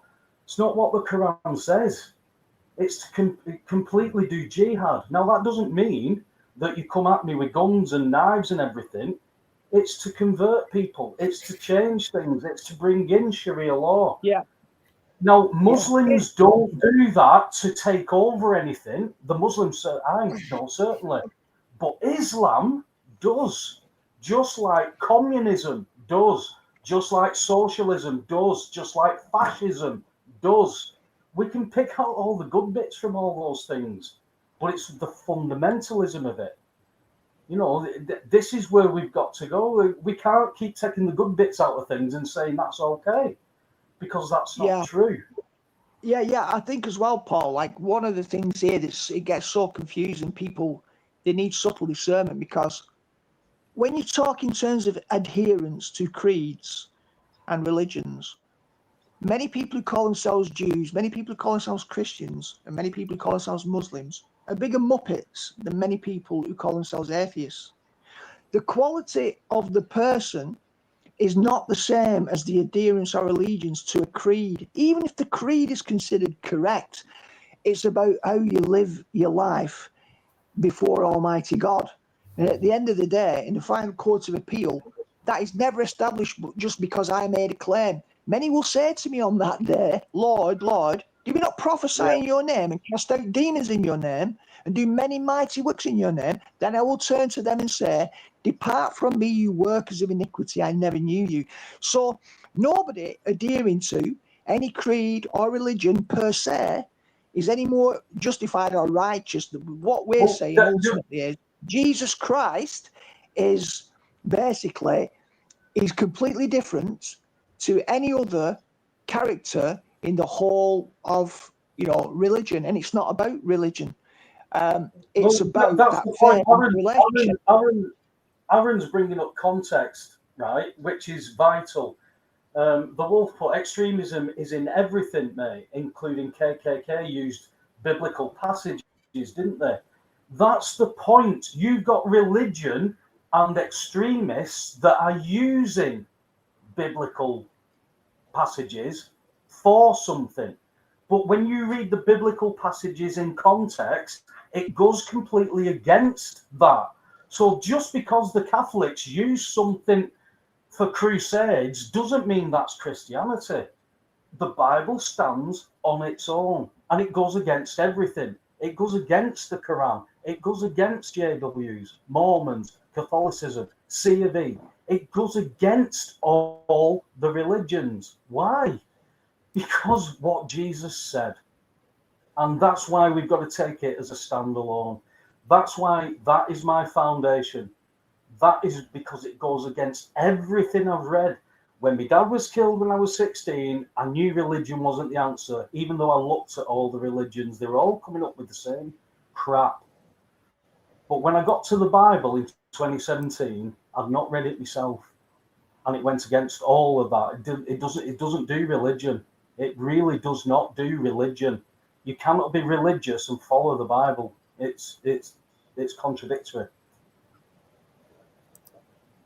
Yeah. I mean, so we've got some interesting conversation anyway in the chat here. I think just let me cut you off. Just let me cut you off a second. The Quran, right? Read the context of the Quran. The Quran doesn't read in context. The Old Testament and New Testament, you can read all the way through as one whole story. The Quran is everywhere. So you can't read the Quran in context without the hadiths. And that means listening to men who said that's what it means. That was the first flag that said to me, Islam wasn't the way for me decades ago. Islam's not the way for me because I'm listening to another bloke or men telling me what something means when it doesn't seem to say that. So to say, oh, it's not fair that you're not reading the Quran in context. You can't read the Quran in context. I've read the Quran. It's not, you can't do it in context like you can the Bible. The Bible is so, from start to finish, all the way through, you can't stop that. Yeah. Well, I mean, we've all got these specific interests in it, but it's getting spicy, but in a good way. I think the thing about it is, I think if we think of it philosophically rather than theologically, it might sort of help people. If there's, let's just say there isn't just one thing that's true. Many things are true. But what most people mean by truth when they talk about religion is which religious story or story frame is the most accurate, best, or completely accurate description of the nature of reality in terms of God as the overarching cosmic overlord and humans' place in that system that God created. So if there is a truth, and that therefore, if something is true, everything that isn't true is false. False doesn't mean bad. We're thinking philosophically, not religiously. Right, then ultimately you would want to know what that truth is. That truth isn't extreme just because it rejects all positions that are false. Truth, for example, let's set aside some views about alternative mathematics and just say that 2 + 2 = 4. It's not extreme to say that 2 + 2 does not equal 5. It's not extreme to say that 2 + 2 does not equal 1,000,000. It's a demonstrable fact. So we can't claim that just because there's a singular truth, and we're not just talking about numbers here, but if there is a singular truth, we should all seek to know what it is. Now, how do we know what it is? If we claim it's because a book revealed it, the same criticism can be leveled at Christianity as it can to Islam, Buddhism, because they're all just partial perspectives. It's got to be how this claim to truth, revealed as a story, impinges on the soul and spirit of the person who hears the message. And then, by their fruits you shall know them. So, again, what I'm saying is, the reality is, if you look at it here, Jesus came and corrected the eye for an eye, tooth for a tooth. Eye for an eye, tooth for a tooth was not punitive. God was not saying, well, if somebody does this to you, you should do it to them. It was to prevent tribal escalation. Somebody kills one of your sheep, you come and massacre the whole flock, then they come and kill your whole family, then you massacre the whole community. Eye for an eye, tooth for a tooth was to prevent tribal escalation. It wasn't a good in itself. It was to practice restraint. Jesus comes along and he says, look, the law's to be honoured. Why? Because it helps us to control or prevent society getting out of hand. It's a divinely appointed order, which if we follow it, things will not go as bad as they will if we don't follow it. But law was never going to save us. Jesus says, but there's something in the heart of man that's called enmity. And you can't get rid of that just by trying to be good. And it's something corrupting humans. Therefore, Jesus corrects the law, not by replacing it. He says the law's good, but the law's not enough. Jesus becomes the ultimate sacrifice. After that, there's nothing else to say. Prophets can come and say, hey, Luke, you've moved away from the path a little bit. You've denied the message of Jesus. But if they say, actually, no, Jesus wasn't really crucified on the cross. It was Judas who was made to look like Jesus who was crucified instead because God wouldn't do that to his son. That's a blatant contradiction of how Jesus is built on the message. And he said, what did he say? Love your enemies, pray for those who persecute you, that you may be children of your fathers in heaven. And Muhammad said in the Quran, kill the infidel. Now, Yeah. no matter which way you look at that, no matter which, it's very simple. So regardless of what churches did in the Crusades, they clearly didn't follow what Jesus said, right? Yeah. However, when it worked the other way, they were following what Muhammad said. Christianity does not preach that you should go and slaughter your enemies. It's as simple as that. It's not a holy war where we slaughter our enemies. Jesus said that's the problem. Eye for an eye, tooth for stone. Can you hear him? Can you hear him all shouting? What about the Old Testament where they were told to kill the women and the children and the Can you not hear that? Yeah, hold on here. What's the wolf saying? That's BS. Get a Muslim who knows his stuff. Look, the thing is, we're not attacking. No one's attacking Muslims here.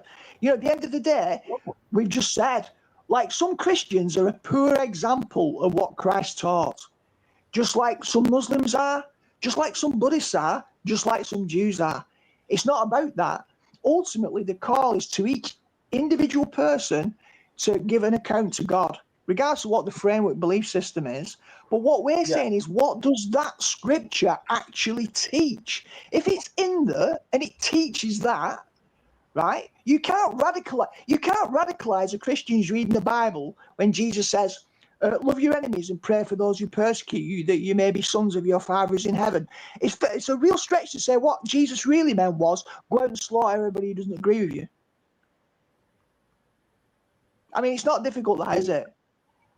No, and it's like I said, it's when we get into context as to the bloodlines and the people that we're talking about in the Old Testament, they are bloodlines that chose to rebel against God. They are bloodlines that then couldn't get anywhere back to be with God. And that's like every bloodline and every religion. If you don't want to be with God, who is the only one, and Jesus is the only way to get there, if that isn't true, then everybody's fine. Doesn't matter what you believe, everybody's going the same place.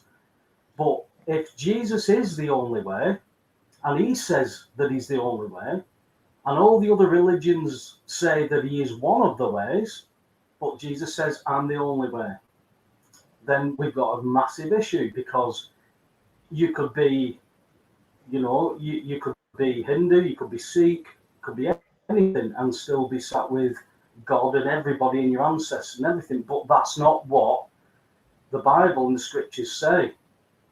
They say you don't get that.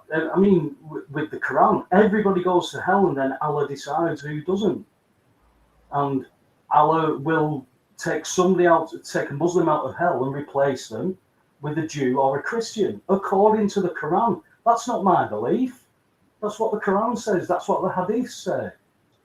So, all in all, everything goes against Christianity. So I need to know what Christianity is. It's not Catholicism, it's not Church of England, it's not Jehovah's Witness, and it's not Mormon. It's nothing to do with religion. So I read the Bible, and I read the best English version I could get, and it makes sense from the start to the finish. Why we needed Jesus, and it just all makes sense. As if it was a Harry Potter novel, from part 1 to part 7, you could just make sense of it all. And you've got all the background and other commentaries.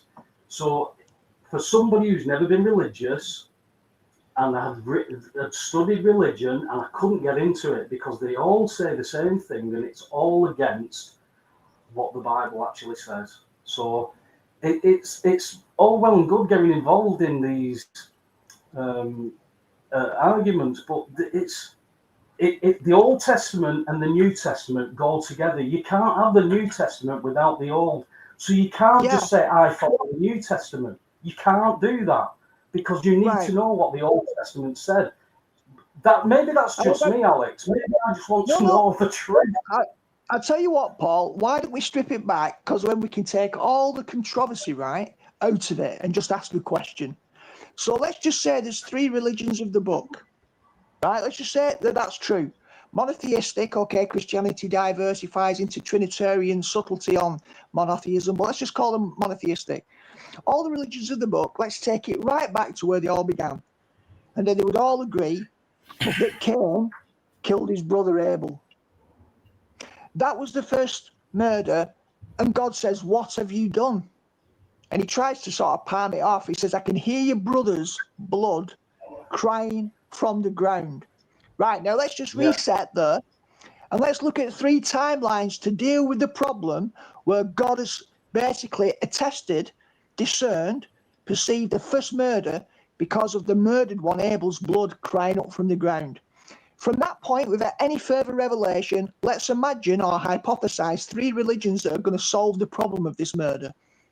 Right? Judaism, Christianity, and Islam as the solutions to that.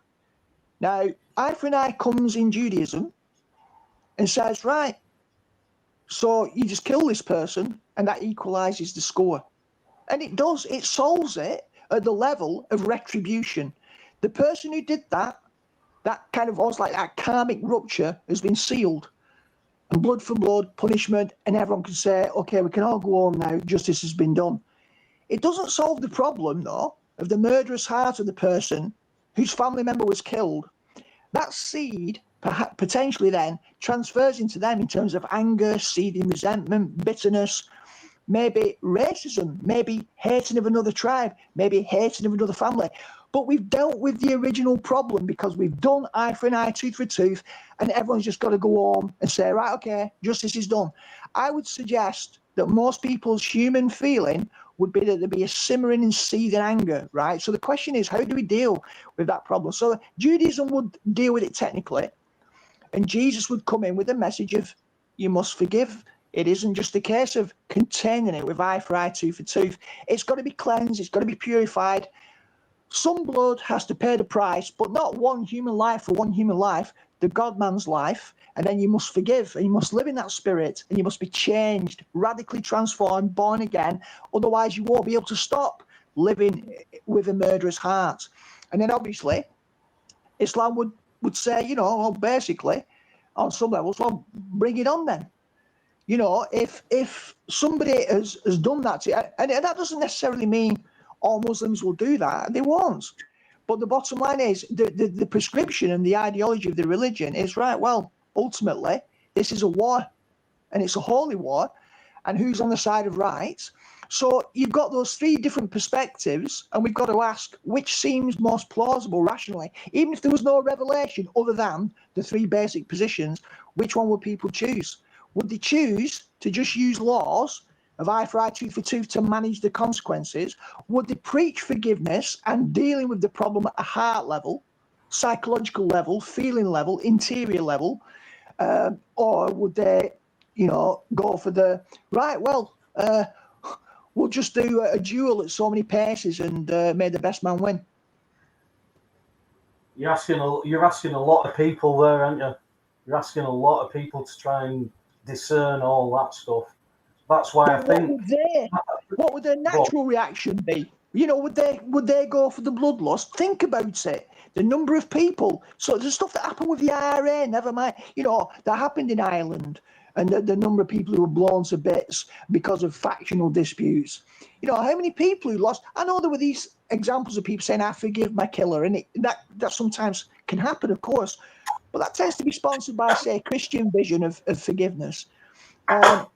But the bottom line is, everyone would have to deal with the residue, with the aftermath of the transgression. It's like something causes a rupture and there's pain. Question then is, what do I do with my pain? Do I stew on it? Do I fight back? Is bloodlust the answer? Where does it stop? And 3 different religions with a lot of overlap have different answers to that question. And each individual has to decide, just at that basic level, which seems most plausible to me, which satisfies my soul. And each person will answer that differently.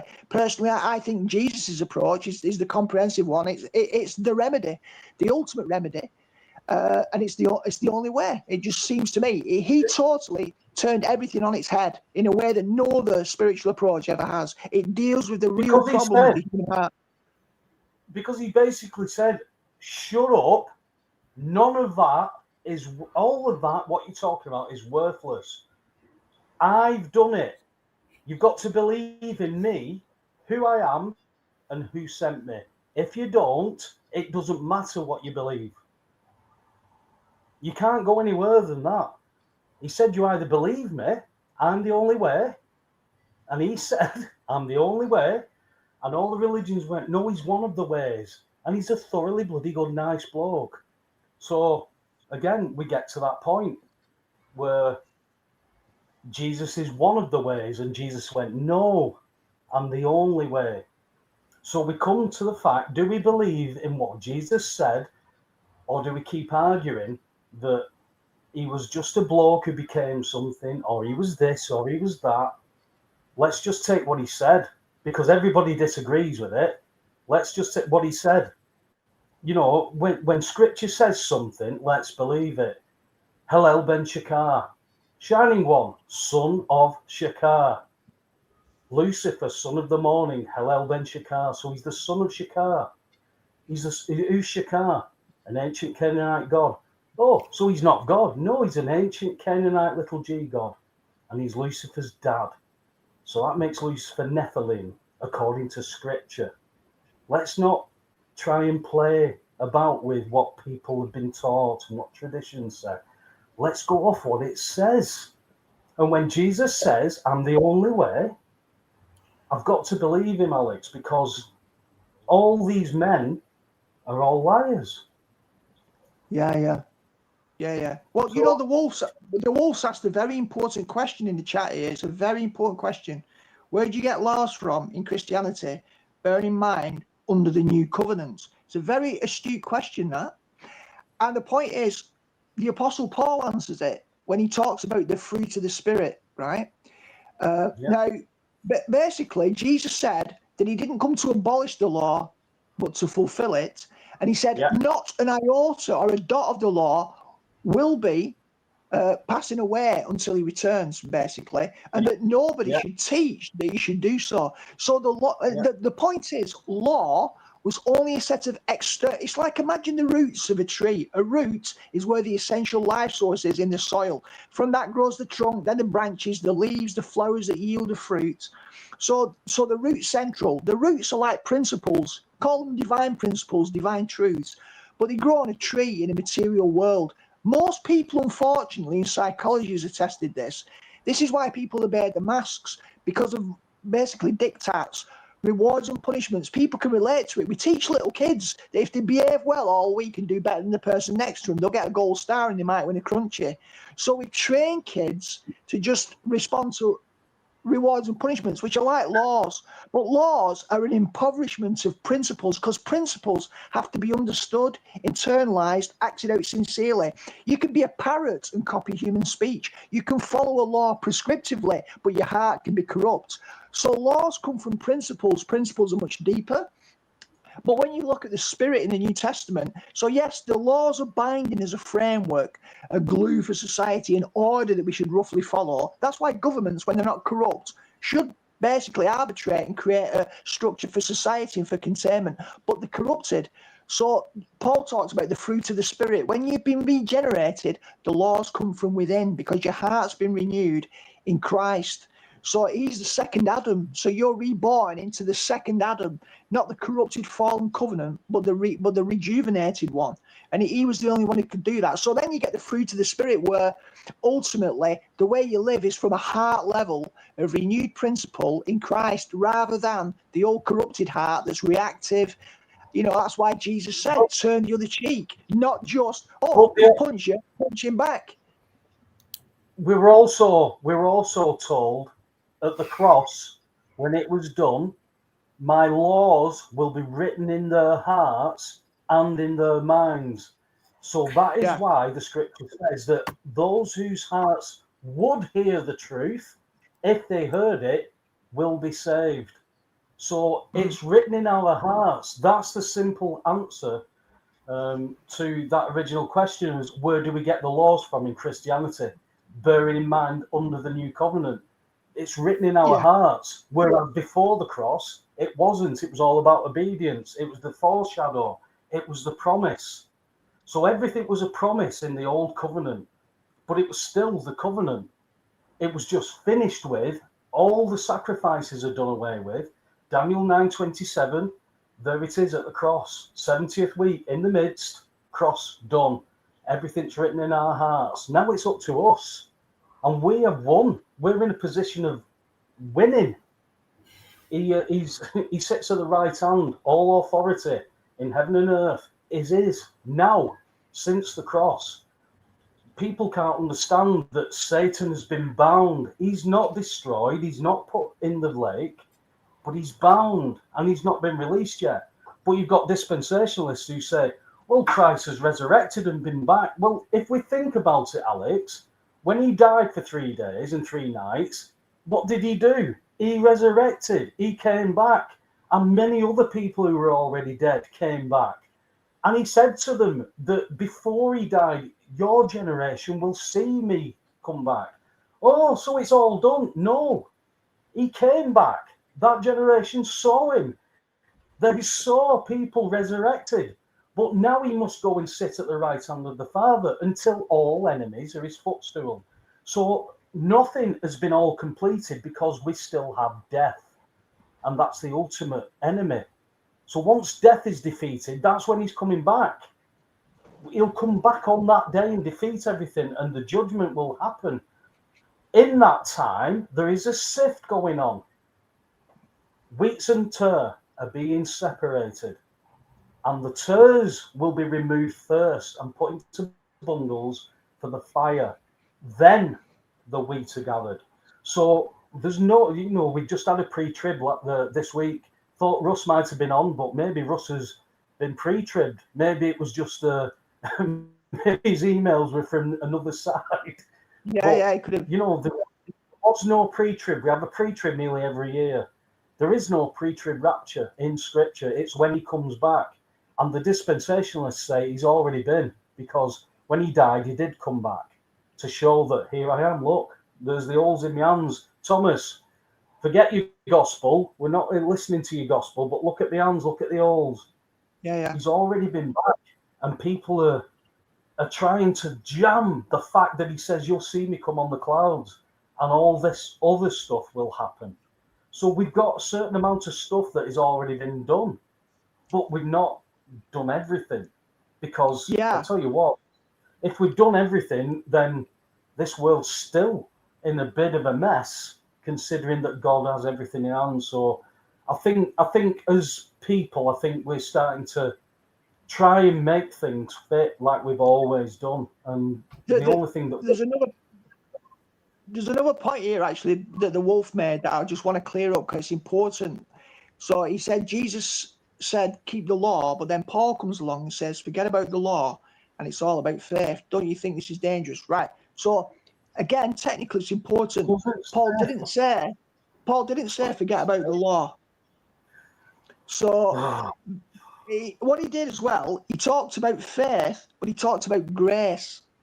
So unless God calls you to himself, draws on your heart, you can't even have faith anyway. He has to reveal himself to you. That's why Christians were supposed to preach Jesus, but not just Jesus, like preaching a truth. It was the message of forgiveness, this turning the way of the world upside down. And we've said in the past, something like scales have to fall from your eyes. You have to be convicted. Yeah. So ultimately, it's not about laws in the strict sense. He said you can't be saved by the works of the law. You've still got to abide by the laws. There are still rules. There's still divine order. God imposed an order through laws precisely because most kids are trained to just obey to get the rewards. They're not really doing it. They're conforming. Most people conform. And the problem with that is it's not genuine. They do it superficially. It doesn't create problems if they conform. But on a heart level, they don't do any more than that. And it's the old covenant. Say again, pal. It's the old covenant. Yeah, exactly. It's a management strategy. It's a management strategy. Yeah, they don't understand it. They can't do anything. But if they do as they're told, they've got a chance. So they do as they're told. With the new covenant, listen, you know all that stuff that I said you've got to do. Yeah, that apply now, because if you believe in me, all of that is forgiven. Now stop doing what you used to do and do things differently. You was told eye for an eye, but I say don't. Yeah. And it's that simple. You were told to do this. Now this is done. Forget about it. No more animal sacrifices. Meaning, don't build a third temple. Don't start sacrificing animals again, because what you do is you show that you are not of God by doing that. And these Jews are following that law. Do you remember we had a Bible study this week? We had a debate about somebody saying, no, Jesus wasn't chastising the Sadducees about pouring through the scriptures. He was telling us to pour through the scriptures.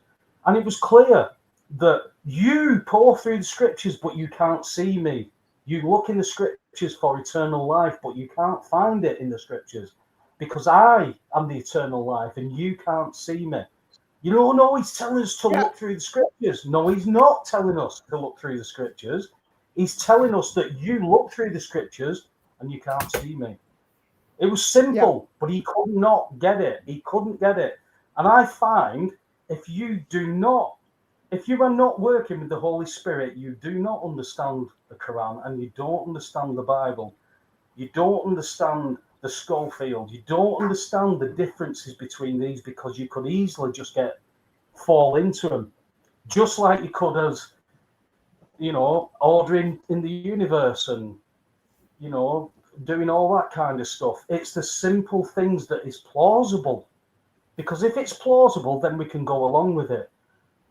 If you understand the Bible as it is read, you can't just go along with what you've been taught, because the Bible is specific and it gives you questions. And what does God say? Reason with me.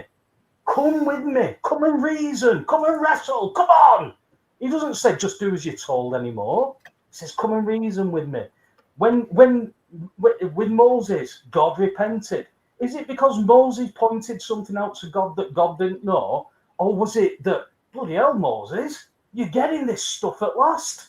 I understand what you're saying there. You're right. I won't do that. That was so simple for me to understand. Yet we have to make a debate about it. And I think that's where sometimes we go wrong. Listen, guys, we've done 2.5 hours. So do you want to wrap up? Do you want to have your say first, Taylor, and then I'll give Alex his summing up? All right. Well, I like if everyone could subscribe to my channel, both my Rumble and my YouTube channel, so that we helps me out, but also helps spread information around as well. I will put it in the description.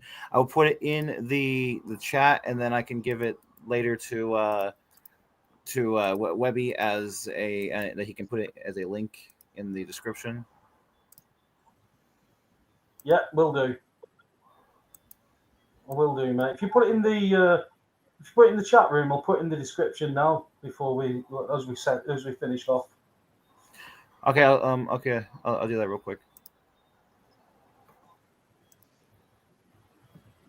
So, anyway, at this point, I'd like to thank everybody in the chat room. It's been a good debate again in there, as it is every week.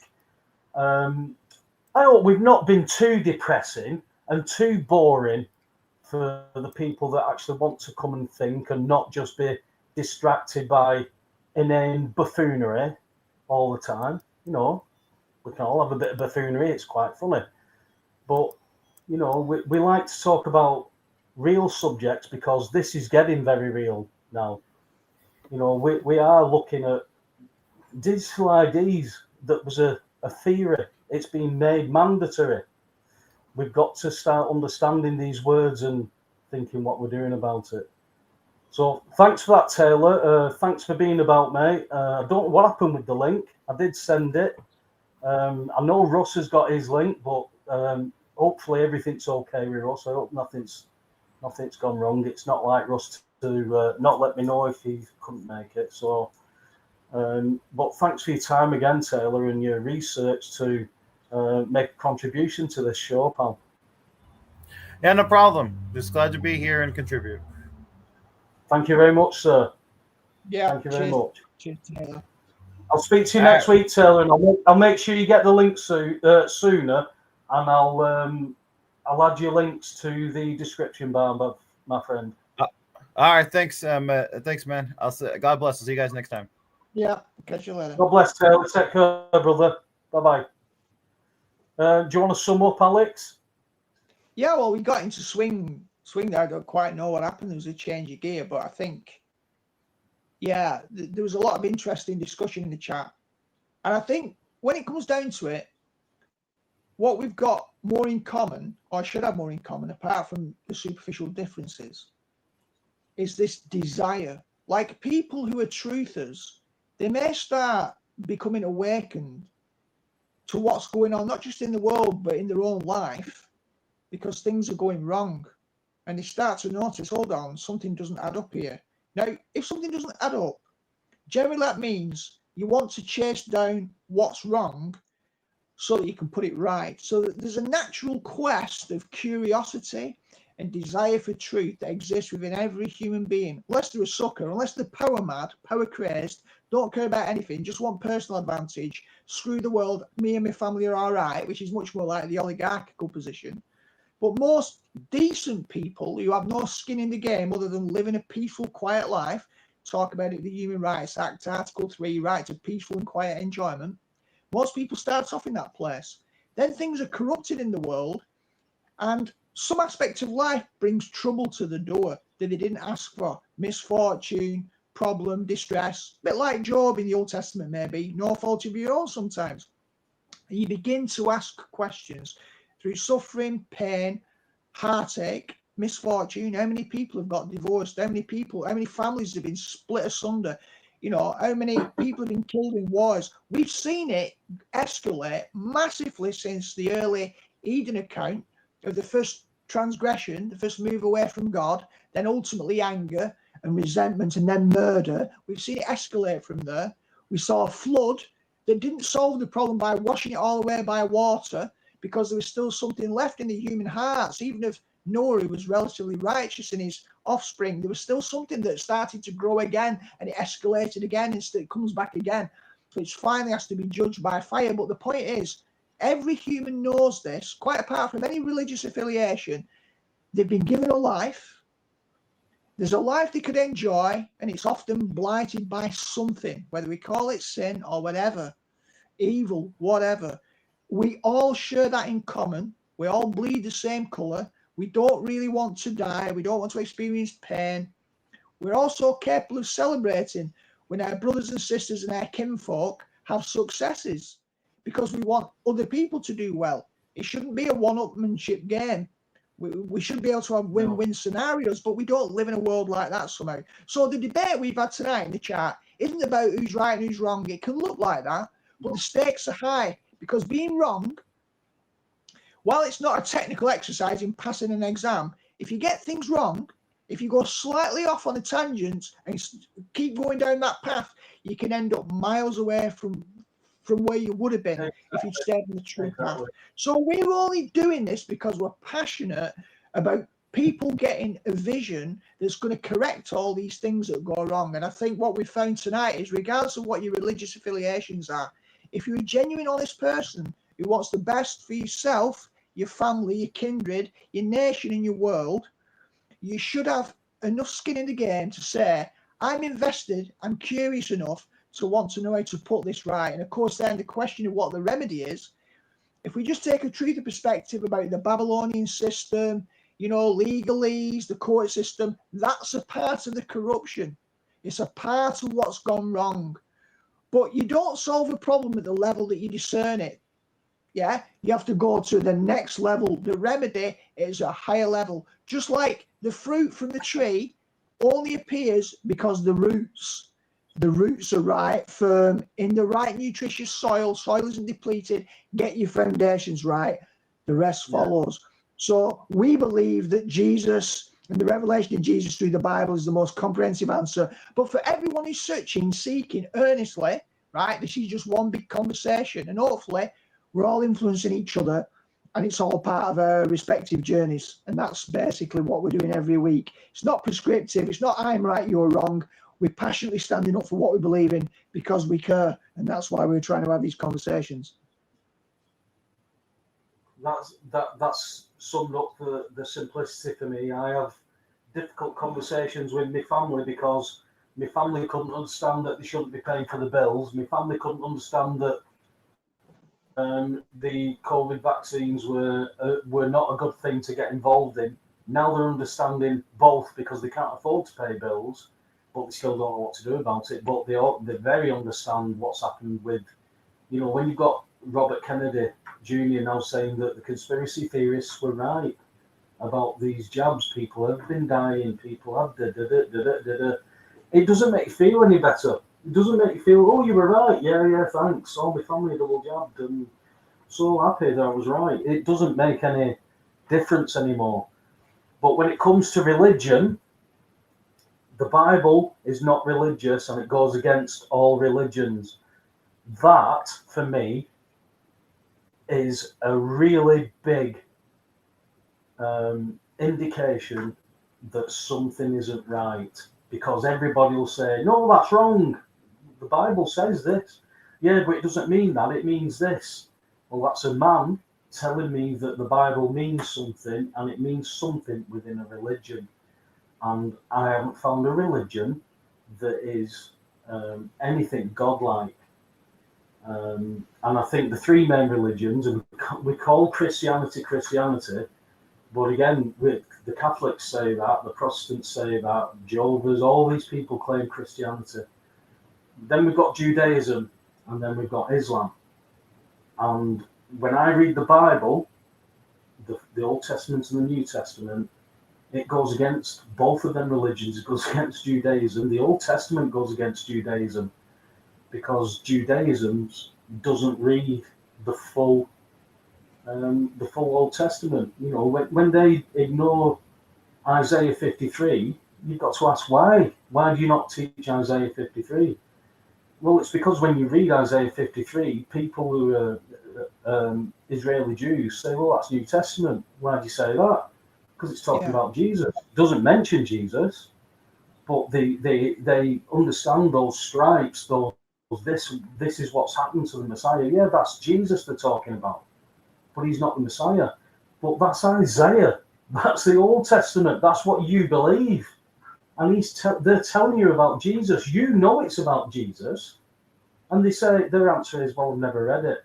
Well, that's just like when we can't travel beyond the Van Allen radiation belt, but we've been to the moon. And the astronaut said, well, we didn't know. What? Well, we didn't know there was a radiation belt.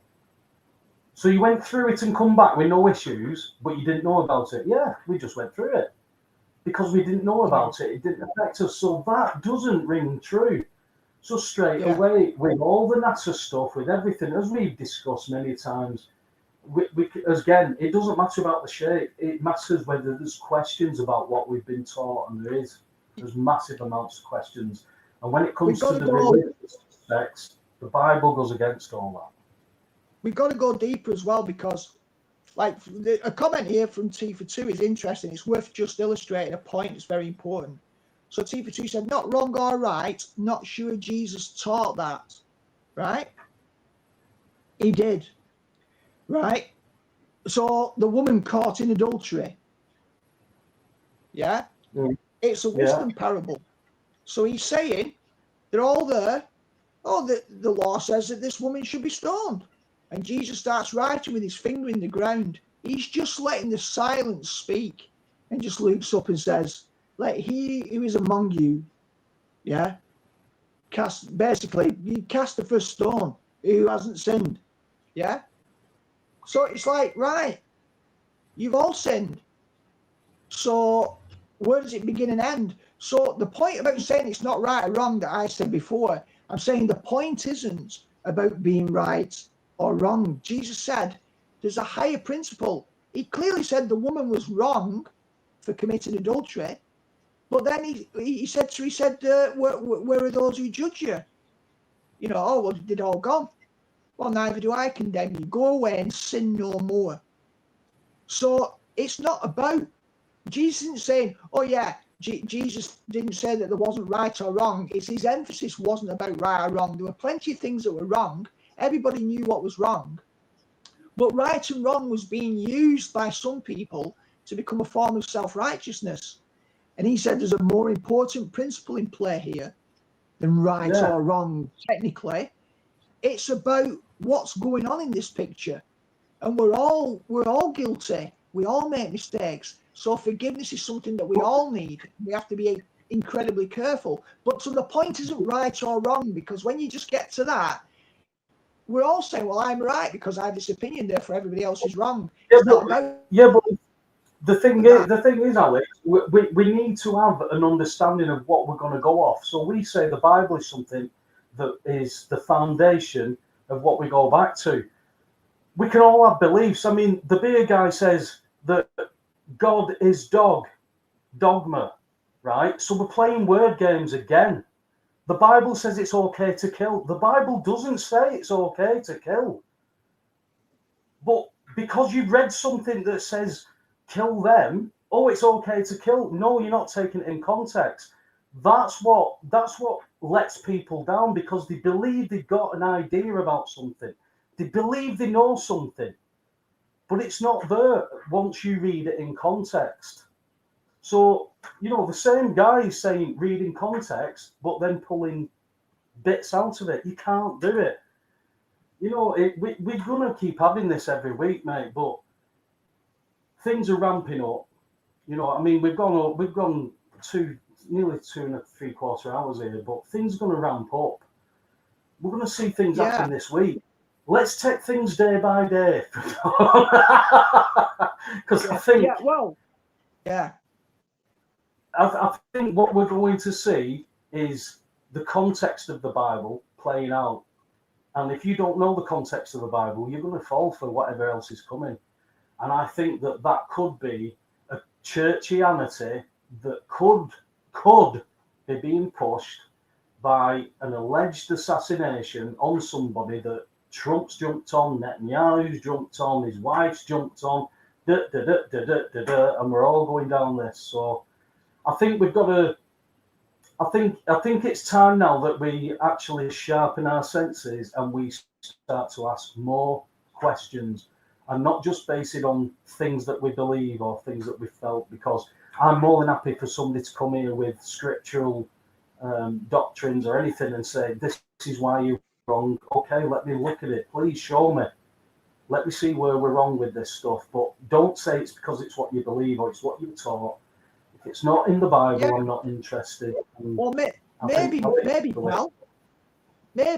next week, we've not done it for a while.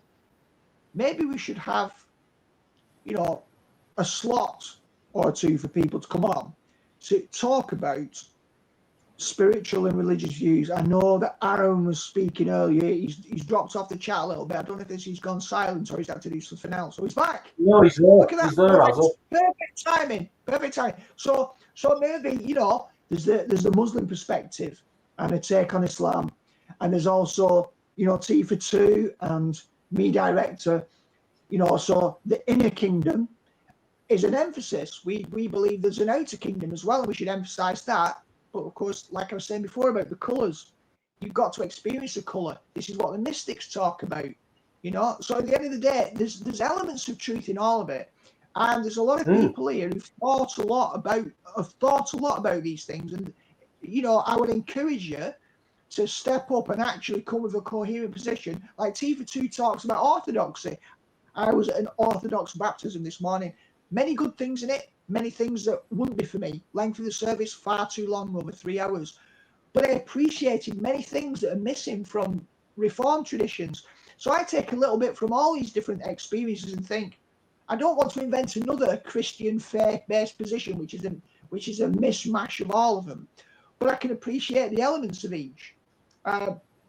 So it's worth having, I think, a solid debate. But people then need to come on and state their position clearly and make a case, and that's a good thing if they can do that. Well, I think at the end of the day, as we've always said, why do people believe what they believe? If you believe what you believe, come onto the show and tell us why you believe what you believe. Show us why you believe it, where it comes from. Let us all be able to talk about it. Alex, me and you know why we believe what we believe, and that's what we stick to. But if someone was to come along and to try and show us where we were wrong, then I don't want to be right to be right. I want to be right because it's true. And at this moment in time, the only truth comes from those scriptures, the Old and New Testament. It says what it says, and it goes against all the religions, and it makes perfect sense. I don't think we can go much further than that. But like you said, people have these differences of opinions on the show and talk about it. Don't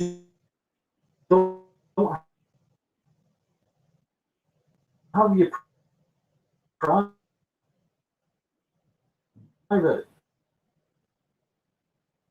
You started breaking up, pal.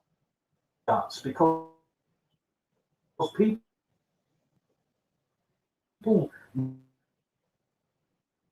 might need to know your perspective. People now might need to hear our perspective. But if we put all the perspective, thanks for everybody being in the chat room. Thank you for Taylor. Nothing's happened that stopped you coming on tonight, mate. Next week. Good night, God bless, guys. Yeah, thanks everybody. Thanks everyone.